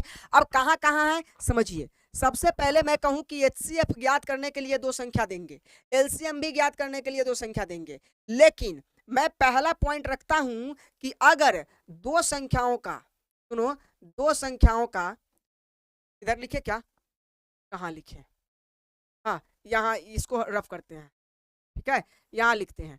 पहला, दो संख्याओं का, दो संख्या, दो संख्याओं का, दो संख्याओं का एचसीएफ, एचसीएफ कौन सा विधि, आप बताइए कौन सा विधि एचसीएफ में, तो आप कहेंगे इसका आंसर हो जाएगा, आंसर आप देंगे कि सर दो संख्याओं का एचसीएफ, तो एचसीएफ के लिए दोनों विधि, एचसीएफ के लिए दोनों विधि, जो विधि आपको मन करता है वो लगा लीजिए, एल्गोरिदम भी, एल्गोरिदम और या गुणनखंड विधि, गुणनखंड, ठीक है। अच्छा, इसी में आइए, दो संख्याओं का था, उसी तरह से अगर दो संख्याओं का एलसीएम कह दिया, दो संख्याओं का, दो संख्याओं का एलसीएम, तो एलसीएम के लिए कौन सा विधि, तो आप कहेंगे एलसीएम के लिए कौन सा विधि, तो आपको याद रखना है एलसीएम के लिए केवल कौन सा विधि हो जाएगा, गुणनखंड विधि, गुणनखंड विधि, कौन सा विधि, गुणनखंड विधि। आइए तीसरे नंबर के पॉइंट, तीसरा में आपका कहेगा कि दो संख्याओं का, दो संख्याओं, दो संख्याओं का एचसीएफ, एचसीएफ और एलसीएम, एलसीएम दोनों, तब कौन सा विधि, तो जहां एचसीएफ और एलसीएम दोनों आ जाए ना, वहां याद रखना है कि आपको एल्गोरिदम में तो जाना ही नहीं है, गुणनखंड विधि, गुणनखंड विधि। अच्छा, एक और जगह आ जाता है, तीन संख्याओं का, तीन भी संख्या देगा, तीन संख्या का एचसीएफ और एलसीएम दोनों ज्ञात करना होगा, या तीन संख्या का केवल एचसीएफ, तीन संख्या, तीन संख्या का एचसीएफ, केवल एचसीएफ। देखो यहाँ दो संख्या का एचसीएफ जब ज्ञात करना था, दो संख्या का जब एचसीएफ, दो संख्याओं का एचसीएफ ज्ञात करना था, एचसीएफ, तो कौन सा विधि का, तो आपको मैंने कहा था कि एल्गोरिदम का भी प्रयोग करते हैं और गुणनखंड का भी प्रयोग कर सकते हैं, लेकिन मैं यहाँ कहूंगा कि तीन संख्या आ गया तो आप एल्गोरिदम का प्रयोग नहीं करेंगे, होगा ही नहीं, तो कौन हो जाएगा, तो तीन संख्या आ जाएगा तो आपका आ जाएगा गुणनखंड विधि, कौन सा विधि, गुणनखंड विधि। मतलब कि अगर 3 संख्या भी आ गया तो एल्गोरिदम काम ही नहीं करेगा। आ जाइए अब 3 संख्याओं का 5वां में आ जाएगा 3 संख्याओं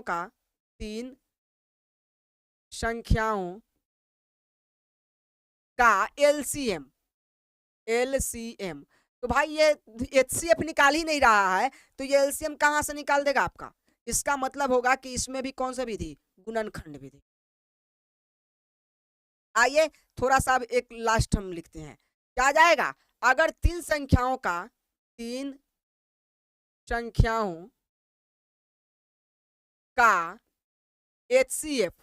एचसीएफ और एलसीएम दोनों, तब कौन सा विधि? तब भी आपका गुणनखंड विधि। गुणनखंड विधि समझ में आया? तब भी आपका कौन सा विधि? गुणनखंड विधि। ये आपको समझना बहुत जरूरी था कि कहां कौन सा विधि लगेगा। याद रखिए, अब मैं आपको बता देता हूं, एक जगह याद रखिए जहां एल्गोरिदम लगाना है, चाहे लगा सकते हैं, बाकी हर जगह आपको कौन सा विधि लगाना है? गुणनखंड विधि लगाना है। और ये जब भी मैं पूछूंगा तब आपको बोलना पड़ेगा। याद रखिए वो कौन सा जगह है? जब 2 संख्याओं का एचसीएफ कहेगा, एचसीएफ, और वो भी क्वेश्चन में कहेगा कि यूक्लिड विभाजन प्रमेयिका या एल्गोरिदम का प्रयोग कीजिए, तब आप ए बराबर बी क्यू प्लस आर का प्रयोग करेंगे। अन्यथा अगर कहीं कह दिया कि 2 संख्याओं का एचसीएफ और एलसीएम ज्ञात करें, अच्छा तब एक बात और, अगर कह दिया 2 संख्याओं का एचसीएफ ज्ञात करें तो डायरेक्ट आप गुणनखंड विधि का भी प्रयोग कर सकते हैं, क्योंकि वहां आपको दोनों मिल रहा है। लेकिन उसके अलावा अगर 2 संख्याओं का एचसीएफ और एलसीएम दोनों पूछ दिया तो दोनों तो एलसीएम तो एल्गोरिदम से निकलता ही नहीं है, और जो गुणनखंड विधि है वो दोनों को निकालता है। इसका मतलब दोनों के लिए जब प्रयोग करेंगे तो हम गुणनखंड विधि कहेंगे। अच्छा केवल एलसीएम के लिए भी प्रयोग करेंगे तो गुणनखंड विधि का करेंगे, एचसीएफ एलसीएम दोनों के लिए कहेंगे तो भी गुणनखंड विधि के करेंगे, 2 अंकों के लिए करेंगे तो भी गुणनखंड विधि के लिए कहेंगे, और 3 अंकों के लिए करेंगे तो भी गुणनखंड विधि के। चाहे 3 अंकों वाला में तो और टेंशन है, 3 अंकों वाला में ये टेंशन है कि जब 3 अंकों का एचसीएफ निकालना होगा, जैसे 2 अंकों का एचसीएफ एल्गोरिदम से निकलता था, लेकिन 3 अंकों का एचसीएफ एल्गोरिदम से नहीं निकलेगा, वहां भी आपको कौन सा विधि प्रयोग करना होगा? गुणनखंड विधि प्रयोग करना होगा। उम्मीद करते हैं कि ये चीजें आपको समझ में आ गई होंगी। ठीक है, अब कहाँ कौन सा विधि प्रयोग करना है ये आपको कंप्लीट हुआ। एक बार लास्ट बार बोल दे, हाँ लास्ट बार बोल देते हैं। 2 अंकों की जब संख्याएं होंगी और कहेगा कि एचसीएफ ज्ञात करने आए, तो यहाँ आप दोनों विधि प्रयोग करने के लिए एलिजिबल है, जो भी विधि आपको चाहिए वो कर लो। लेकिन 2 अंकों का एलसीएम कहेगा तो गुणनखंड विधि का ही प्रयोग करना है। अगर 2 अंकों का एचसीएफ और एलसीएम दोनों कह दिया, जहां दोनों कह दिया गुणनखंड विधि लगा ही दो। 3 अंकों का एचसीएफ कह दिया तो भी गुणनखंड विधि, 3 अंकों का एलसीएम कह दिया तो भी गुणनखंड विधि, 3 अंकों का एचसीएफ एलसीएम कह दिया तो भी गुणनखंड विधि। उम्मीद करते हैं ये समझ गए होंगे आप। अब मैं आपको कि इस विधि का परिचय तो मैंने करवा दिया, एचसीएफ एलसीएम से परिचय करवा दिया, अब एचसीएफ एलसीएम निकालना सिखाएंगे। और यह विधि का भी तो मैंने एचसीएफ एलसीएम का विधि भी तो सिखा दिया था ना। अब ये समझना है कि गुणनखंड विधि कैसे होगा और उसका प्रयोग कैसे होगा। हमने यूक्लिड विभाजन प्रमेयिका का प्रयोग सिखा दिया था। खैर अब क्वेश्चन बहुत सारा रखे हैं हम चलिए आपको धीरे धीरे करके सब सिखाते हैं। अब आपको क्वेश्चन देखना है, ठीक है, आपको आगे बढ़ना है। अगले स्लाइड में आइए। ये सभी चीजें समाप्त हो गई। एचसीएफ एलसीएम का विधि भी आप समझ गए, समझ लीजिए। एचसीएफ एलसीएम का विधि भी समझ गए। विधि का मतलब है कि कहां से कौन से निकलेगा, किससे निकलेगा, ये वाली बातें। तो कौन किससे निकलेगा ये आप समझ गए। एलसीएफ एलसीएम क्या होता है, highest common factor, lowest common multiply, ये सब आप समझ गए। उसके बाद एल्गोरिदम, प्रमेयिका, ये सब समझ गए। प्रमेयिका का प्रयोग, साधारण भाग भी आप समझ ही गए। इसका मतलब ये सब चीजें आप समझ गए। अगले स्लाइड में आइए। अगला स्लाइड आपका क्वेश्चन लेकर आता है। मैंने अभी कहा था कि 2 अंकों का एचसीएफ ज्ञात करना होगा, तो आप क्या करेंगे वहां बिना देखिए। आप एक चीज बताइए कि अगर कहीं कह दिया आपको 2 संख्याओं का एचसीएफ ज्ञात करने के लिए आप कौन से विधि प्रयोग करेंगे। आप कहेंगे कि हम एल्गोरिदम भी कर सकते हैं, एल्गोरिदम भी कर सकते हैं, या आप कहेंगे कि हम गुणनखंड विधि भी प्रयोग कर सकते हैं। कौन सा विधि? गुणनखंड विधि भी प्रयोग कर सकते हैं। ठीक है, अब एल्गोरिथम या गुणनखंड विधि दोनों प्रयोग कर सकते हैं। किसके लिए? एचसीएफ के लिए। कितनी संख्याओं का? 2 संख्याओं का। याद रखिए, केवल 2 संख्याओं का एचसीएफ ज्ञात करना है, तो 2 संख्याओं के एचसीएफ के लिए आप एल्गोरिथम भी प्रयोग कर सकते हैं, गुणनखंड भी प्रयोग करने के लिए एलिजिबल है। तो चलिए हम एल्गोरिथम और गुणनखंड दोनों विधि से कोई भी 2 संख्या लेकर उसका एचसीएफ निकाल कर दिखाते हैं और दोनों का बराबर ही आएगा। ठीक है, तो अब शुरू करें। हाँ, शुरू करते हैं। यहां पे हम इसको रफ कर देते हैं। 1 मिनट, रस महाराज थोड़ा सा बड़ा हो जाइए। हाँ, यहां पर हम इसको क्या करते हैं? रफ करते हैं। चलिए आइए क्वेश्चन देखते हैं क्या कहता है। क्वेश्चन आपका कहता है 2 संख्याओं का एचसीएफ यूक्लिड विभाजन एल्गोरिदम तथा गुणनखंड विधि से ज्ञात करें। यूक्लिड विभाजन एल्गोरिदम, देखिए एचसीएफ है कितनी संख्याओं का? 2 संख्या का। तब आपको कहा कि यूक्लिड विभाजन एल्गोरिदम और तथा गुणनखंड विधि से ज्ञात करें। यानी हम जानते हैं कि 2 संख्याओं का एचसीएफ दोनों विधि से ज्ञात किया जा सकता है। सबसे बड़ा कंफ्यूजन बच्चा का यही होता है कि हम कहाँ कौन सा विधि लगाएं। तो हम आपको बताते हैं कि 2 संख्याओं का एचसीएफ और ज्ञात करने के लिए दोनों विधि का प्रयोग कर सकते हैं। हम पहले यह 2 संख्या कोई भी लेंगे और इसके एल्गोरिथम का प्रयोग करके दिखाएंगे, फिर हम आपको गुणनखंड विधि का प्रयोग करके दिखाएंगे। ठीक है, तो चलिए हम शुरू करते हैं। हमने माना कि कोई 2 संख्या, माना लिखे क्या, डायरेक्ट अभी आपको समझाना है तो वो बनाने की विधि अभी छोड़िए, अभी समझने के पर्पस से आप यहां ध्यान दीजिए। सबसे पहले हमें एचसीएफ ज्ञात करना है। तो मान लेते हैं कि वह 2 संख्या 20 और 50 है। कितना है? 20 और 50 है। तो इसके लिए जब यही 20 और 50 का मैं कौन से विधि से प्रयोग करूंगा? एल्गोरिथम से। और इसी 20 और 50 के लिए 20 और 50, इसी 20 और 50 के लिए हम कौन से विधि का प्रयोग करेंगे? गुणनखंड विधि का प्रयोग करेंगे। कौन से विधि का प्रयोग करेंगे? गुणनखंड विधि का। तो चलिए मैं पहले एल्गोरिथम का प्रयोग करता हूं। किसी भी विधि का प्रयोग करने से पहले आपको वो स्पॉन्ज वाले और रसमलाई वाले नियम याद रखने हैं। दोनों में बड़ा कौन है? तो 20 और 50 में मैं आपको कह दूं कि कौन बड़ा है, तो आप कहेंगे कि क्या 50 बड़ा है। तो यहाँ 20 लिखेंगे, यहाँ 50 लिखेंगे, और ऐसा करने के बाद मैं ये साइन लगा दूंगा कि ये बड़ा है। ठीक है, अब जब भी ऐसा लिखा कि ये बड़ा है, उसके बाद मेरा एक काम होगा कि इसमें ए कौन होगा? ए आपका जब भी बड़ा जो होगा वो आपका ए कहलाएगा, जो छोटा होगा वो आपका बी कहलाएगा। तो ये आपका 50 हो गया और बी आपका कौन हो गया? बी आपका 20 हो गया। ए आपका 50 हो गया, बी आपका 20 हो गया। कंप्लीट। अब ए और बी आपने निकाल लिया, तब आपको लिखना है यूक्लिड विभाजन एल्गोरिथम। दिखाना जरूर है कि आपने किस विधि का प्रयोग किया है। यूक्लिड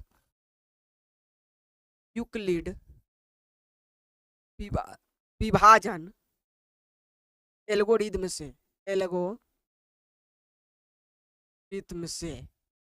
अब एल्गोरिथम का सूत्र क्या होता है? तो आप कहेंगे सर एल्गोरिथम का सूत्र होता है ए बराबर बी क्यू प्लस आर होता है।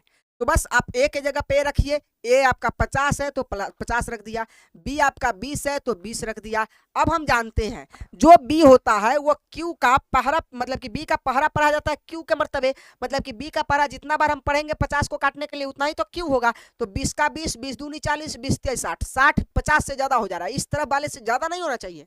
तो हम 20 का पहरा पढ़ेंगे इसके निकट के लिए, 20 का 20, 20 दूनी 40, यानी 2 बार पढ़े, इसके साथ लगता है गुना, और 2 बार ये हो गया गुना। तो 20 दूना तो 40 ही हुआ। अब 40 हुआ तो अभी भी ये 50 तो नहीं है। तो अब ये आर कहता है कि भाई जितना घट रहा है, अब पहरा में वो चीजें नहीं आ रहा है तो उतना जोड़ दो, तो उतना हम जोड़ देंगे। तो भाई कितना जोड़ दे? तो अभी 50 हो जाएगा, तो हम 10 जोड़ देंगे। ठीक है, तो ये हो गया 50। अब हमने आपको बताया था कि एचसीएफ ज्ञात करने के लिए एचसीएफ तब तक आपका नहीं निकलेगा जब तक आर का जो मान है वो 0 ना आ जाए। और क्या आर का मान यहाँ 0 है? तो आप कहेंगे कि नहीं सर आर का मान अभी तक 0 नहीं है, इसका मतलब है कि अभी भी आपका एचसीएफ नहीं निकला है। तो आइए अब बात करते हैं कि अब क्या करना होगा। तो इस गेम को और खेलना होगा। एक राउंड का गेम हो गया, दूसरा राउंड में आपको पता है ना क्या क्या करना होता है। यहाँ जो संख्या 20 है, यहाँ जो संख्या 20 है और यहाँ जो संख्या 10 है, इसी 2 संख्या से हम गेम शुरू करेंगे। ठीक है, तो यह दोनों में बड़ा कौन है? हर लाइन में एक लाइन कंप्लीट हुआ, दूसरा लाइन में वही करना है। तो ये 20 जो है, ये 10 जो है, यह गेम शुरू करेगा। बीच वाले 2 का वैल्यू खत्म। तो 20 को हम इधर ले आएंगे और 10 को हम इस तरफ रखेंगे, फिर 10 का पहरा पढ़ेंगे। 10 दूना 20, यानी 2 बार गुना करने पर 20 हो गया। तो भाई 20 ही तो लाना था। अब जब 20 हो ही गया है तो आर का मान कोई ना कोई आपको जोड़ना है, चाहे आप जो जोड़िए। तो आर का मान आप कहेंगे कि आर का मान कुछ नहीं जोड़ना है तो 0 जोड़ दीजिए, जिससे वैल्यू चेंज ही नहीं होगा। 10 दूना 20, अब 20 में 0 जोड़ो तो भी 20, तो आर का भी काम हो गया, कोई ना कोई संख्या भी आ गया और नंबर भी नहीं बढ़ा। तो हम यहाँ कहेंगे कि आर का मान आपका क्या आ गया, 0। अब जब भी आर का मान 0 आया तो लिखेंगे आर बराबर आया क्या, 0। और जिस लाइन में आर बराबर 0 आ जाएगा उसी लाइन में आपका आंसर भी आ जाएगा। तो आपका आंसर क्या आया, इस लाइन में आर का मान 0 आ गया, तो आपका HCF जो आया वो क्या आया, 10 आया। जो यहाँ वाली संख्या होगी वही आपका क्या होगा, HCF। तो हम यहाँ लिख देंगे अतः क्या लिखेंगे, किसका किसका HCF है, तो 20 और किसका, 50 का, 20 और 50 का HCF बराबर कितना बताइए, 10। 20 और 50 का HCF बराबर 10 है। 20 और 50 का HCF कितना है, 10 है। ठीक है, यहां आप प्रश्नानुसार लिख सकते थे। प्रश्नानुसार मतलब कि प्रश्न के अनुसार हमने यूक्लिड विभाजन प्रमेयिका का प्रयोग किया, क्योंकि ये प्रश्न कह रहा था यूक्लिड विभाजन प्रमेयिका का, और अतः तब लिखाता है जब आंसर आपका आ जाता है। ये सजाने की विधि है, अगर इस तरह से सजाएंगे तो आंसर आपका बहुत ही अच्छा आएगा। अब ये मैंने जो निकाला है वो कौन से विधि से है, एल्गोरिथ्म से है। अब इसी क्वेश्चन को हम गुणनखंड विधि से प्रयोग करके देखेंगे। कौन से विधि से, गुणनखंड विधि से। चलिए गुणनखंड विधि से प्रयोग करते हैं। सबसे पहले जब गुणनखंड विधि का प्रयोग करेंगे तो आपको एक चीज लिखना होगा, क्या लिखना होगा कि 20 और 50 का अभाज्य गुणनखंड करने पर, यहां लिख देंगे प्रश्नानुसार 20 और 50 का अभाज्य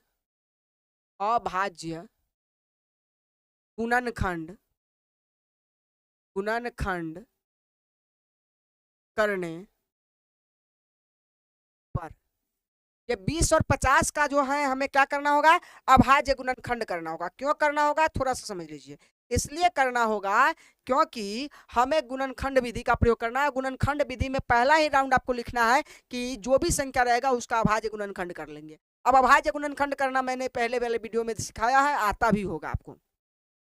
तो हम अगर 20 का अभाज्य गुणनखंड करें, 20 का अभाज्य गुणनखंड करें तो 20 को कितना से काटेंगे, 2 से काटेंगे कितना हो जाएगा, 10, फिर 2 से काटेंगे कितना हो जाएगा, 5, फिर 5 से ये कटेगा कितना हो जाएगा, 1 हो गया इसका अभाज्य गुणनखंड। और 50 का अभाज्य गुणनखंड करेंगे क्या आएगा, तो 50 को 2 से काटेंगे हो जाएगा 25, 25 को 5 से काटेंगे हो जाएगा 5, और 5 को 5 से काटेंगे हो जाएगा 1। तो यहां लिखेंगे, यहां देखिए कैसे लिखेंगे, यहां 20 का अभाज्य गुणनखंड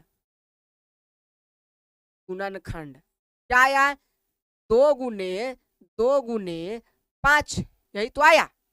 अब आइए, अब यहां 50 का भी तो आया है, 50 का अभाज्य गुणनखंड क्या आया, तो आया 2 गुने 5 गुने 5, यही आया ना।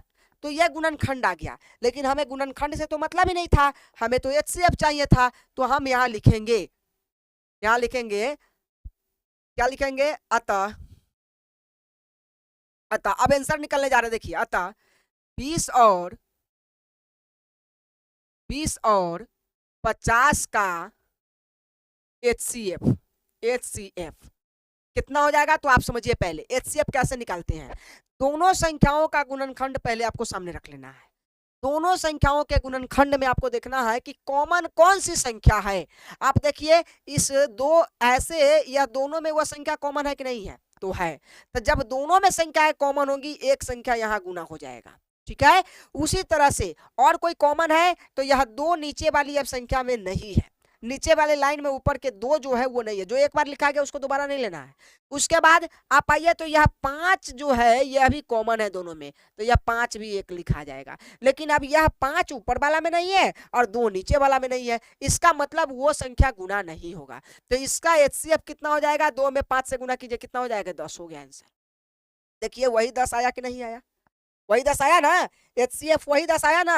निश्चित कर लीजिए कि दोनों से आंसर सेम आने वाले हैं। आंसर क्या आने वाले हैं, सेम, बराबर आंसर आएगा, लेकिन विधि अलग होगा। ये गुणनखंड विधि हो गया, ये यूक्लिड विभाजन एल्गोरिथम विधि हो गया, समझे। अब ये HCF तो दोनों विधि से निकल गया, लेकिन LCM इस विधि से नहीं निकलता। LCM इस विधि में है ही नहीं, निकलने का नहीं, तो LCM के लिए इस विधि का प्रयोग करना होगा। तो आप कहेंगे कि सर 20 और 50 का LCM इस विधि से निकल जाएगा, तो इसी में निकाल कर दिखा दीजिए ना। दिखा देते हैं। अगर यही प्रश्न का 20 और 50 का HCF अभी निकाले, अगर LCM भी कहता तो इस विधि से LCM नहीं निकलता, लेकिन यह विधि निकाल देता। देखिए कैसे, इस विधि में 20 और 50 के HCF हमने निकाल दिया 10, और यही 20 और, बस इतना ही, से आगे क्या करना है, 20 और सब कुछ इतना ही करना है, 20 और 50 का LCM में देखिए क्या होता है, जो दोनों में कॉमन बना वो एक तो लिखाएगा ही, इसमें भी दोनों में जो कॉमन बना वो एक लिखाएगा 5। अब जो नहीं कॉमन बना था वो भी गुना हो जाएगा इसके साथ, बस इतना ही। जो HCF है उसके साथ जो नहीं आया था वो भी गुना हो जाएगा। जैसे 2 नहीं आया था तो 2 गुना हो गया, 5 नहीं आया था तो 5 गुना हो गया। तो अब इसका गुना कर दीजिए, जो दोनों में नहीं था वो भी अब एक एक करके गुना हो जाएगा। तो ये 5 दूना 10, 10 दूना 20, अब 20 पंचे 100, 20 पंचे 100, LCM हो गया 100।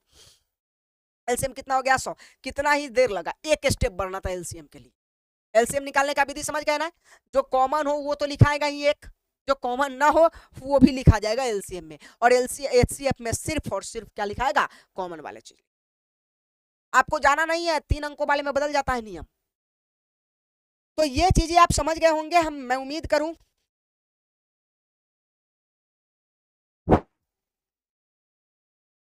बहुत ही आसान है ये चीजें।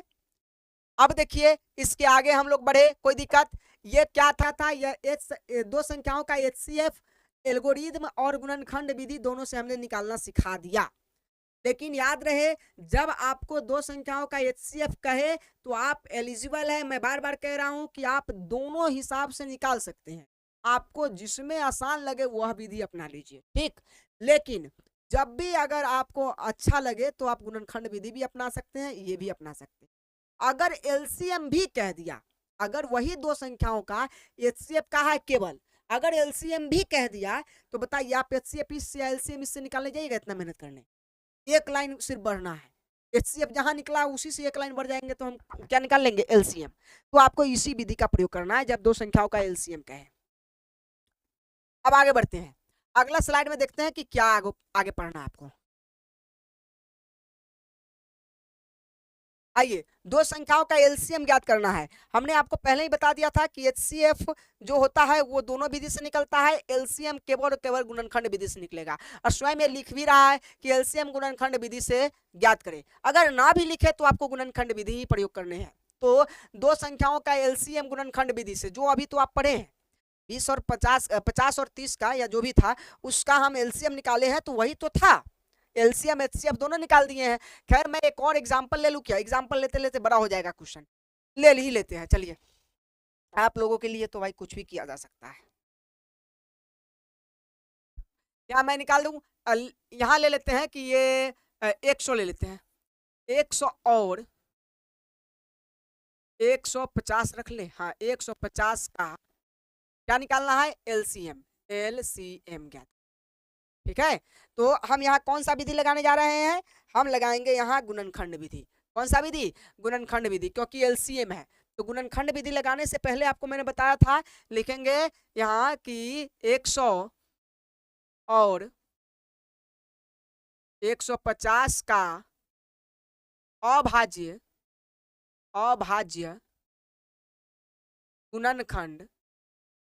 गुणनखंड करने पर, ये लाइन तो आपको लिखना ही है। 100 और 150 का अभाज्य गुणनखंड करना है। अब इसको अभाज्य गुणनखंड करने के लिए आपको क्या करना होगा, अभाज्य गुणनखंड करना होगा। तो 100 का अभाज्य गुणनखंड कीजिए, 2 से लगाइएगा कितना आएगा, 50 आएगा। फिर 2 से लगाइएगा कितना आएगा, 25 आएगा। फिर 5 से लगाइएगा कितना आएगा, 5 आएगा। फिर 5 से लगाइएगा कितना आएगा, 5 आएगा, 1 आएगा। उसी तरह से आप 150 का कीजिए, 150 का कीजिएगा तो 150 का कीजिएगा तो कैसे हो जाएगा, 2 से लगाइएगा कितना आ जाएगा, तो 150 का लगाइएगा 2 से तो ये 75 आएगा। अब कैसे आएगा ये समझिए, कैसे आएगा, पहले 2 से हम 1 को काटेंगे, 1 नहीं कटता है, पहला में नहीं आता है, तो 15 को काटेंगे, तो 15 को 2 को काटेंगे तो 2 सत्ते 14, 1 बच गया, ये हो जाएगा 10, और 10 को हम 2 से काटेंगे 5 मरतबे 75 आ गया।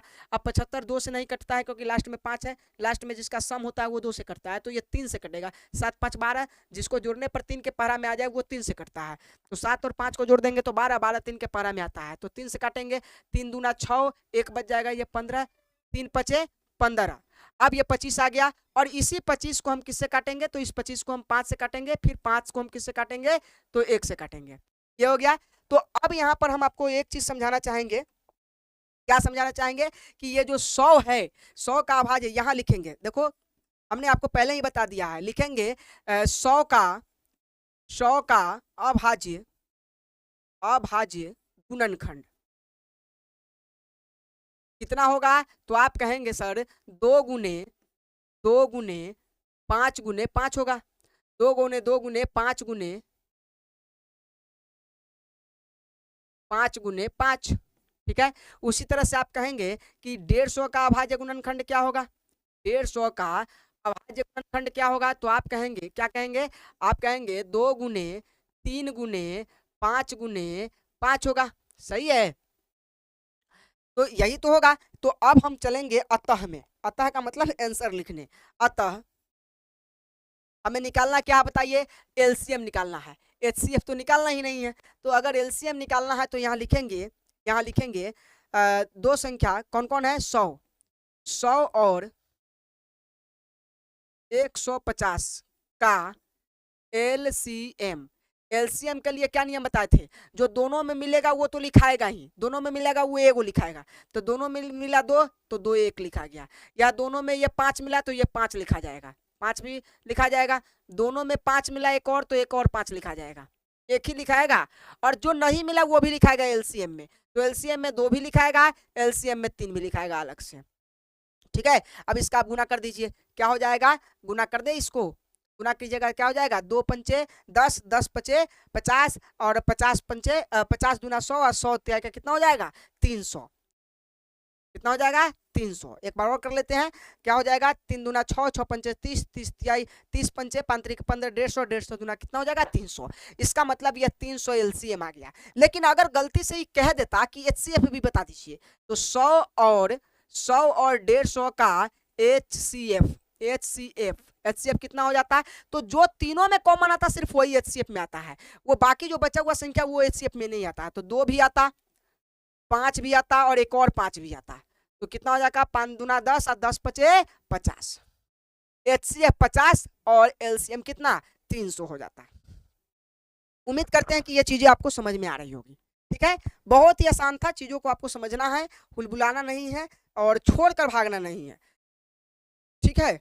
ये चीजें समझिए कि आप ही को समझाने के लिए मैं ये इतना कर रहा हूं, नहीं तो कोई फायदा ही नहीं है, ठीक है। उम्मीद करते हैं ये समझ में आ गया होगा। अगले स्लाइड में देखते हैं कि आगे क्या कहता है। आइए, अब 2 संख्याओं का एचसीएफ और एलसीएम, ये तो अभी हम समझा ही दिए। कोई भी 2 संख्याओं का एचसीएफ एलसीएम कौन से विधि से आपको ज्ञात करना है, तो गुणनखंड विधि से। एचसीएफ और एलसीएम दोनों आ गया, कौन से विधि से, गुणनखंड विधि से। दोनों जहां आ गया, दोनों भाई साथ साथ, वो गुणनखंड विधि से। लेकिन यहाँ एक और चीज है, ये देखिए यहाँ पे एक और तगड़ा चीज आ गया आपको। अब ये तो एकदम मोस्ट इंपॉर्टेंट है, देखना बहुत जरूरी है, क्योंकि यही चीजें आपके क्वेश्चन में है, यही चीजें आपके बुक में है, इसलिए इसको आपको देखना तो बहुत जरूरी है, आपको छोड़कर जाना ही नहीं चाहिए। देखिए, 2 संख्याओं का एचसीएफ तथा एलसीएम ज्ञात करें और जांच करें कि 2 संख्याओं का गुणनफल बराबर एचसीएफ गुणे एलसीएम होता है। याद रखें, अभी जीवन में अब हम कभी भी आपसे पूछे, कभी भी आपसे पूछे कि जांच सूत्र पहले चैप्टर में आपने कभी पढ़ा था, तो आप कहेंगे कि हाँ, HCF और LCM का मैंने जांच सूत्र पढ़ा था। क्या? दो संख्याओं का गुणनफल बराबर HCF गुने LCM। मतलब कि जो भी दो संख्या का हम HCF LCM निकाल रहे हैं, उस दो संख्या का जो गुणनफल होगा, उस दो संख्या का जो गुणनफल होगा, गुना करने के बाद जो फल आएगा वो HCF और LCM को गुना करेंगे तो उसके बराबर हो जाएगा। चलिए चीजों को समझते हैं। पहले कोई दो संख्या ले लेते हैं, 60 ले लिया और 90 ले लिया, 60 और 90, ठीक है, या दो संख्या हो गया। अच्छा, HCF और LCM है, कौन से विधि लगाएंगे? तो आप कहेंगे गुणनखंड विधि लगाएंगे। कौन से विधि लगाएंगे? गुणनखंड विधि। तो हम यहां लिख दे 60 और 90 का अभाज्य गुणनखंड करने पर 60 और 90 का अभाज्य गुणनखंड करना है। तो 60 का अभाज्य गुणनखंड करेंगे तो क्या आएगा? देखिए, 60 को हम 2 से काटेंगे, कितना आएगा? 30 आएगा। फिर इसी 30 को मैं 2 से काटूंगा, कितना आएगा? 15 आएगा। फिर इसी 15 को मैं 3 से काटूंगा, 5 आएगा। फिर इसी 5 को मैं 5 से काटूंगा, 1 आएगा। उसी तरह से 90 में आ जाइए, तो 90 को अगर 2 से काट दे तो 45 आ जाएगा। फिर हम 45 को 3 से काट दे तो 15 या 45 आ जाता है। ये उम्मीद करते ये है कि भाग आपको ये जो गुणनखंड है वो आता होगा। नहीं आता है, इस पे स्पेशल वीडियो बनाया गया है, आप वो जाकर सीख लीजिए, क्योंकि हमारे भरोसे कब तक आप बैठिएगा। 3 से काटेंगे 5 हो जाएगा, और 5 से काटेंगे तो 1 हो जाएगा। ठीक है, अब यहां समझिए, अब ये चीजें हमारा गुणनखंड आ गया। यहां लिखेंगे, यहां 60 का अभाज्य गुणनखंड, 60 का अभाज्य गुणनखंड कितना है? तो आप कहेंगे 60 का अभाज्य गुणनखंड में 2 गुने 2 गुने 3 गुने 3 है, नहीं 5 है। 2 गुने 2 गुने 3 गुने 5। अब वहीं पे हम 90 का अभाज्य गुणनखंड कर रहे हैं। 90 का अभाज्य गुणनखंड कितना है? तो आप कहेंगे 90 का अभाज्य गुणनखंड है 2 गुने 3 गुने 5। 2 गुने 3 गुने 3 गुने 5, दोनों का गुणनखंड लिखा गया। अब अतः में आइए, अतः अब इसका आंसर लिखेंगे 60 और 90 का क्या निकालना है? HCF। पहले हम HCF निकाल लेते हैं। HCF दोनों निकालना है तो HCF निकाल लेते हैं, और इसी 60 और 90 का LCM निकालेंगे, LCM। ठीक है, तो पहले आप बताइए, 60 और 90 का HCF निकालने के लिए आपको क्या करना होगा? 60 और 90 का HCF निकालने के लिए आपको ये करना होगा कि देखना होगा HCF के लिए दोनों में जो संख्या होती है वही संख्या आपको वहां लेना है। जो दोनों में संख्याएं उपलब्ध हो वही लेना है। तो दोनों में संख्याएं कौन कौन है? तो दोनों में 1 2 है, तो हम 1 2 लिखेंगे। उसके बाद दोनों में, यहाँ देखिए ये 3 भी दोनों में है ना 3, तो इसका मतलब ये 3 भी आएगा। उसके बाद ये 5 भी दोनों में है, तो ये 5 भी आएगा। और तीनों का गुना कर दीजिए, कितना आ जाएगा? तीनों का गुना करेंगे, 5 3 15, 15 दूना कितना आ जाएगा? 30।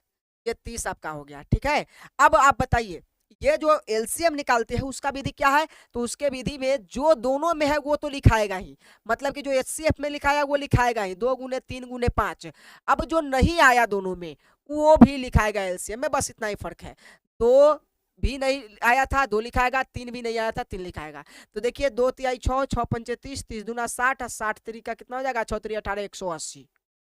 कितना हो जाएगा? 180। ये रहा आपका HCF और LCM। उम्मीद करते हैं कि ये आपको समझ में आ गया होगा। कैसे? आप समझिए, HCF के लिए हमने क्या किया? जो दोनों में बना, जो दोनों में कॉमन था, जो दोनों में उभयनिष्ठ था। कॉमन का मतलब हिंदी में उभयनिष्ठ होता है, तो जो दोनों में उभयनिष्ठ था, कॉमन था, वो मैंने लिखा और उसका गुना कर दिया तो HCF मिला। जो दोनों में कॉमन नहीं था वो भी लिखाया, और जो दोनों में कॉमन था वो भी लिखाया, और सबका गुना हो गया तो वो निकला LCM। समझे? तो HCF LCM निकालना आप सीख गए। अब कहता है कि इसका क्या कीजिए? जांच कीजिए। तो लिखेंगे प्रश्नानुसार, प्रश्नानुसार, प्रश्न के अनुसार। हमें क्या कहता है? जांच, जांच। अब जांच के लिए सूत्र क्या होता है, देखो जांच के लिए जब भी सूत्र की बात करेंगे तो ये सूत्र होगा, दो संख्याओं का गुणनफल बराबर एचसीएफ बराबर एचसीएफ गुने एलसीएम। तो यहाँ लिखेंगे प्रश्नानुसार जांच, जांच में क्या लिखेंगे, दो संख्याओं का, दो संख्याओं, दो संख्याओं का, दो संख्याओं का गुणनफल, गुणनफल बराबर एचसीएफ गुने एलसीएम। ठीक है, तो दो संख्याओं का गुणनफल। अब ये देखिए, ये तो सूत्र हो गया। अब सूत्र में हमें दो संख्याओं का गुणनफल का क्या मतलब कह रहा है, तो याद रखना इस दो संख्याओं का गुणनफल का मतलब है कि जो संख्या का आपने एचसीएफ एलसीएम निकाला है वही दो संख्या की बात हो रही है। ये 60 और 90, तो दो संख्याओं, ये दो संख्या था ना जिसका जो क्वेश्चन था आपका, उसका गुना कीजिए, गुणनफल का मतलब गुना। तो ये 60 का गुना कीजिए और ये 90 का गुना कीजिए, 60 और 90 का गुना हो गया। और इसी 60 और 90 का नीचे आपने एलसीएम निकाला है 60 से, तो 60 और 90 का पहले गुना कर दिए, दो संख्याओं का गुणनफल हो गया। और इसी 60 और 90 का एचसीएफ था आपका 30 और एलसीएम था कितना, एलसीएम था 180। एलसीएम कितना था, 180, तो यहाँ 180 रख दीजिए। अब इसका गुना कर दीजिए, तो यहाँ पर देखिए दो संख्याओं का गुना कर रहे हैं 60 और 90 का, तो ये 0 0 2 0 हो जाएंगे, गुना करने का नियम याद होगा। और 9 छक कितना हो जाएगा, 54, मतलब कि ये कितना हो गए, 5400 हो गए, कितना हो गए, 54। और यहाँ देखते हैं क्या इसका गुना करने पर वही आ जाएगा, तो देखिए यहाँ दो जीरो इसके पास भी है, तो 2 0 है तो 2 0 हम रख लेते हैं। और 18 में 3 से गुना कर देंगे, 18 तरीका कितना हो जाएगा, 54। यानी दोनों संख्याओं का गुना कर रहे हैं तो आपस में क्या हो जाएगा, बराबर हो जाएगा। देखिए क्वेश्चन देखिए कहां से है, जांच फॉर्मूला कहता है कि जिन दो संख्याओं का आपने एचसीएफ एलसीएम निकाला है उन दो संख्याओं का गुना कर दीजिए और उन दोनों संख्याओं के एचसीएफ और एलसीएम को गुना कर दीजिए, तो ये आपस में बराबर हो जाएगा। अगर ऐसा हुआ तो जो जांच है वो आपका कंटेस्ट करता है कि आपने एचसीएफ एलसीएम सही निकाला है। आया समझ में, आया समझ में, उम्मीद करते हैं कि ये चीजें आपको समझ में आ गई होंगी। ठीक है, अब आप बहादुर होते जा रहे होंगे, इसमें अपना महारत हासिल करते जा रहे होंगे। उम्मीद करते हैं ये चीजें आपको समझ में आ रही होंगी। आगे बढ़ते हैं कि अगला स्लाइड में आपका क्या है। अब आपको आगे बढ़ाकर लेकर चलते हैं, तीन संख्याओं का एचसीएफ और एलसीएम गुणनखंड विधि से ज्ञात करना है। तीन संख्याओं का, ये लास्ट पॉइंट है, आपको देखना नहीं भूलना है। और छोड़कर तो जाने की बात ही नहीं है, आप छोड़कर चले जाएंगे तो हम कहां जाएंगे, समझे, हम किसको पढ़ाएंगे भाई, छोड़कर नहीं जाना है। समझिए हमने क्या कहा, तीन संख्याओं का एचसीएफ तथा एलसीएम ज्ञात करना है, वो भी कौन से विधि से, गुणनखंड विधि से। मैंने पहले ही बता रखा है, पहले ही बता रखा है कि तीन संख्याओं का एचसीएफ ज्ञात करने के लिए गुणनखंड विधि का ही प्रयोग होगा, एल्गोरिथम विधि का प्रयोग नहीं होगा। अब चलिए इन तीन संख्याओं का एचसीएफ हम ज्ञात करना सीखते हैं। मान लेते हैं वह तीन संख्या कुछ भी ले लीजिए, 20 20 30 और 50 ले लीजिए, 20 30 और 50। कौन से विधि का प्रयोग करना है आपको, कौन से विधि का प्रयोग करना है, तो आप कहेंगे कि सर गुणनखंड विधि का प्रयोग करना है। तो हम लिखेंगे 20, क्या लिखेंगे, 20, 30 और 50 का, 50 का अभाज्य, अभाज्य गुणनखंड,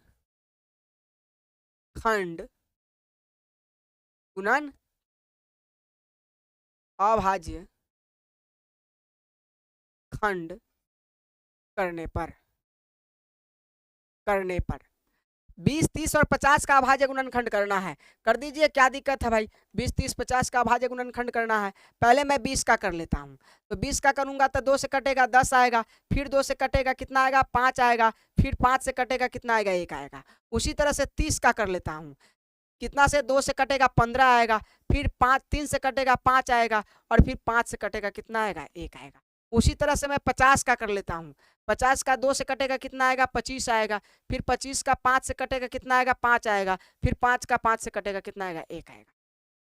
अब यहाँ पे क्या लिखना होता है, यहाँ क्या लिखना होगा, यहाँ 20 का अभाज्य गुणनखंड, अभाज्य गुणनखंड, गुणनखंड 20 का अभाज्य गुणनखंड कितना होगा, 2 गुने 2 गुने 5, 2 गुने 2 गुने 2 गुने 5। उसी तरह से 30 का अभाज्य गुणनखंड कितना होगा? तो आप कहेंगे 2 गुने 3 गुने 5। अब आएंगे किस पर? 50 का। 50 का अभाज्य गुणनखंड कितना होगा? तो आप कहेंगे 2 गुने 5 गुने 5। ठीक है, इसका जांच नहीं करना है, लेकिन सिर्फ इसका एचसीएफ एलसीएम ज्ञात करना है। दोनों है? हाँ दोनों है। तो अब यहाँ लिखेंगे क्या? अतः। क्या लिख लेंगे? अतः। हम ज्ञात क्या कर रहे हैं? 20, 30 और 50। 20, 30 और 50 का HCF। तो 20, 30 और 50 का HCF अगर ज्ञात करना है तो आप सोचिए, HCF के लिए हमने बताया था कि जो दोनों में हो वो कॉमन यहाँ लिखना है, और यहाँ तो 3 लाइन हो गया। तो अब ये सिंपल सी बात है भाई, 2 में था तो दोनों में देख रहे थे, 3 में था तो तीनों में देखेंगे। जो तीनों में कॉमन बन जाए तो भाई 2 तीनों में बना। अब यहाँ देखिए, ये 5 जो है ना भी तीनों में बन रहा है, 5 भी तीनों में बन रहा है। तो हम यहाँ ये 5 भी लिखेंगे, एक को 5 लिखेंगे। तो आप बताइए 5 दूना कितना हो जाएगा? 10। ये आपका HCF हो गया। जो तीनों में कॉमन बने वो आपका क्या हो जाएगा? HCF हो जाएगा। उसी तरह से अगर इसी 20, 30 और 50 का 20, 30 और 50 का क्या निकालते? LCM निकालते। क्या निकालते? LCM। तो LCM कैसे निकालते हैं? जो दोनों में है वो तो लिखा ही जाएगा, 2 गुने 5, और साथ में जो तीनों में था नहीं मिला वो भी लिखाएगा। जैसे 2 नहीं मिला तो यहाँ 2 लिखा जाएगा, 3 नहीं मिला 3 लिखा जाएगा, 5 नहीं मिला 5 लिखा जाएगा। तो यहाँ हो जाएगा 5 दूना 10, 10 दूना 20, 20 पंचे 100 और 100 त्रिका 300। लीजिए 300 आपका LCM आ गया। 300 LCM आ गया। तो ये चीजें आपको समझ में आ गई होंगी कि HCF और LCM 3 अंकों का कैसे निकलेगा। लेकिन एक बहुत बड़ा समस्या होता है। क्या होता है? समझा दे। बहुत बड़ा समस्या ये है कि एक कि अगर ऐसा होता है, समझो ऐसा होता है, जैसे मान लो कि कोई संख्या है जिसका गुणनखंड मैंने ले लिया 2 गुने 2 गुने 5, 2 गुने 2 गुने 5। एक और संख्या मैंने लिया जिसका गुणनखंड लिया 2 गुने 2 गुने 3, 2 गुने 3 गुने 5। ठीक है, और एक और संख्या ले लिया जिसका गुणनखंड ले लिया 2 गुने 3 गुने 5, 2 गुने 3 गुने 5। ठीक है, तो अब इसका हम अब देखो 5 दूना 10, 10 दूना 20, यानी ये 20 का है। 5 त्रिक 15, 15 दूना क्या हो जाएगा? 30, ये 30 का है। 5 त्रिक 15, 15 दूना कितना हो गया? ये 30, 30 का है। मतलब कि 20, 30, 30 का हम क्या निकाल रहे हैं? HCF। तो 20, 30, 30 का अगर HCF निकाल लेंगे, आप कहेंगे ये क्यों समझा रहे हैं? थोड़ा सा समझ लीजिए। HCF क्या? HCF 20, 30, 30 का HCF निकालेंगे, क्योंकि यहाँ बच्चा बहुत फंसता है। और ये कैसे निकलेगा समझो। मैंने कहा था कि दोनों में जो होगा वो तो निकलेगा ही, तीनों में। तो 1 2 निकल गया। यहाँ देखो ये दोनों में है तो ये 5 निकल गया, क्योंकि HCF निकाल रहे हैं। तो जो तीनों में है वही सिर्फ HCF का वही नियम है कि भाई तीनों में चाहिए। तो 5 दूना कितना हो जाएगा? 10 ही हो जाएगा। लेकिन यही 20, 30 और 50 या 20, 30 और 30 का हम क्या निकालते? HCF निकालते। तो ये चीजें आपको याद रखना था कि जो दोनों में होगा वो तो लिखाएगा ही, जो दोनों में होगा वो लिखाएगा। और आप LCM के लिए क्या कर रहे थे कि भाई इस तीनों में तो अब कोई नहीं है, तो 2 भी लिखाएगा, 2 भी लिखाएगा, 3 भी लिखाएगा और 3 भी लिखाएगा। ये गलत हो जाएगा। यहाँ एक बहुत बड़ा मतलब की चीजें फंसता है बात बच्चों का कि ये कैसे हो गया, जैसे सर कहे तो वैसे ही तो निकाल रहे हैं, फिर भी गलत हो जा रहा है। यहाँ याद रखना है, LCM कहता है कि अगर दो लाइन में भी कोई संख्या टकरा जाता है तो वो एक बार लिखाएगा। LCM कहता है कि अगर 2 लाइन में कोई संख्या टकरा जाता, नहीं टकराता, जैसे यहाँ 5 रहता, यहाँ 3 रहता, तो तीनों अलग अलग हो गया, तब तीनों लिखा था। लेकिन LCM कहता है कि अगर 3 अंकों का आप HCF निकाल रहे हैं और 2 लाइन में कोई संख्या टकरा गया तो उस दोनों संख्या में से कोई एक ही लिखाएगा। ठीक है, और यहाँ क्या लिखाएगा? 2 लिखाएगा। अब जाके सही होगा आंसर आपका। 5 दूना 10, 10 दूना 20, 20 23 60, ये आपका आंसर होगा LCM। ये क्या होगा? HCF नहीं LCM है। क्या है? LCM। समझे? तो ये बड़ा ही खतरनाक चीज था जिसको आपने समझ लिया। एक और खतरनाक चीज को समझना है। ये चीजें आप समझ गए तो थोड़ा सा रफ करेंगे और अब हम क्लास को एंड करने वाले हैं। ठीक है, एक चीज और समझ लीजिए। एक चीज क्या कि अगर आपको कह दिया 3 और 5 का कर लेते हैं, 3 और 5 और 7 का कर लेते हैं का HCF ज्ञात कीजिए। HCF तथा एलसीएम, एलसीएम दोनों ज्ञात कीजिए। तो देखिए 3 का गुणनखंड करेंगे तो क्या आएगा, तो 3 का अगर गुणनखंड करेंगे तो 3 का गुणनखंड क्या आएगा, 3 को हम 3 से भाग करेंगे तो एक मर्तबे कटेगा। इसका मतलब है कि 3 का गुणनखंड क्या आएगा, 1 गुने 3 आएगा। 5 का गुणनखंड क्या आएगा, 1 गुने 5 आएगा, क्योंकि किसी संख्या से नहीं करता है। 7 का गुणनखंड क्या आएगा, तो 7 का गुणनखंड आएगा 1 गुने क्या, 7। समझे। तो इस तरह से मैं कह सकता हूं कि इसका HCF निकालेंगे तो HCF तीनों में कॉमन कौन बन रहा है, तो 1 बन रहा है। तो HCF कौन हो जाएगा, 1 हो जाएगा। बहुत खतरनाक क्वेश्चन है ये आपको ध्यान रखना। अभी एक चीज इसमें बताते हैं। और LCM अगर निकालेंगे तो क्या हो जाएगा, जो तीनों में है वो तो HCF हो गया भाई, 1 का वैल्यू नहीं है, तो बाद में जो बच गया वो तीनों गुना हो जाएगा। 3 गुने 5 गुने 7, 7 पचे 35, मतलब कि 5 3 का 15, 15 7 कितना हो जाएगा, 105। समझे, ये हो गया। तो आपका ये आंसर आ गया। अब ये आपको कंप्लीट करना है कि HCF LCM कैसे निकाल लिया पटाक पटाक। तो यहां याद रखना है, जब हम कोई भी संख्या ऐसा रखते हैं जिसमें कोई किसी के संख्या से कट ही नहीं रहा है, तो सदैव उसका आंसर HCF में 1 आता है। बस में रहे। जैसे मैंने कहा कि A और B का HCF निकालिए, ए और बी का। तो हम बताओ ए को अगर हम भाग करेंगे तो ए से भाग करेंगे तो 1 टाइम्स में कटेगा, यानी ए का जो गुणनखंड आया वो क्या आया, 1 गुने ए आया। उसी तरह से बी का हम भाग करेंगे तो बी से 1 मर्तबे कटेगा, यानी बी का भी गुणनखंड क्या आया, तो 1 गुने बी आया। तो देखो ए और बी का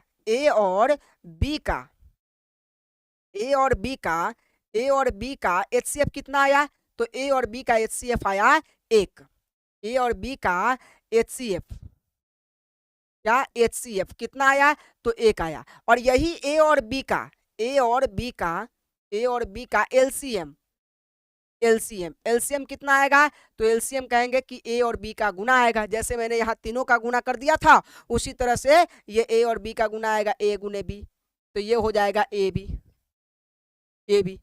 याद रखना एक चीज आपको कंप्लीट रूप से कि जब किसी संख्या के गुणनखंड में कोई कॉमन ना मिले तो आपको याद रखना है कि उसका HCF 1 होगा। और जब किसी संख्या के बीच में कोई कॉमन ना मिले तो HCF 1, और LCM सभी संख्याओं का गुना कर दीजिएगा तो क्या निकल जाएगा, LCM हो जाएगा। और याद एक और बात रखिए, इंग्लिश अल्फाबेट के कोई भी लेटर 2 दे देता है, कहता है कि उसका HCF बताइए, तो HCF हमेशा 1 हो जाएगा। कोई भी, जैसे ए और बी का मैंने कहा HCF बताओ, तो भाई HCF ए और बी में कोई कॉमन बन रहा है तो 1 हो जाएगा। LCM बताओ तो ए बी का गुना कर दो, हो गया। क और ख का HCF बताओ, क और ख, क का गुना क से, ख और का गुना गुणनखंड ख, तो इसका मतलब क और ख में कोई कॉमन है या नहीं है, तो इसका HCF क्या हो जाएगा, 1, और LCM क ख हो जाएगा। उसी तरह से मैं कहूं आप अपना नाम किसी दूसरे का नाम का HCF निकाल लीजिए, भाई कॉमन क्या बनेगा, कॉमन कुछ नहीं बनेगा, तो 1 बनेगा, और आपका और उसका नाम गुना कर दीजिए तो क्या हो जाएगा, LCM हो जाएगा। उम्मीद करते हैं ये चीजें आपको समझ में आ गई होंगी, कोई हार्ड है नहीं। ठीक है, अब मैं यहीं पे क्लास को रोकूंगा और तब मैं आपको अगले क्लास में एक बार और स्वागत करूंगा, जिसमें आप उस क्लास को छोड़ना ही नहीं। क्यों, क्योंकि उसमें हम √2, √5, √7 को सिद्ध करना सिखाएंगे कि कैसे अपरिमेय है। और निश्चित रूप से ये तो एग्जाम में प्रश्न आता है, ये तो आप सभी को पता है। ठीक है, ये छोड़िए 1/√2 कैसे एक अपरिमेय संख्या है ये बताना है। तो इन सबों को सिद्ध करने वाले हैं अगले क्लास में। मिलते हैं अगले क्लास में। आप सभी का बहुत बहुत शुक्रिया कि आपने अभी तक वीडियो को वॉच किया है। धन्यवाद, थैंक यू सो मच।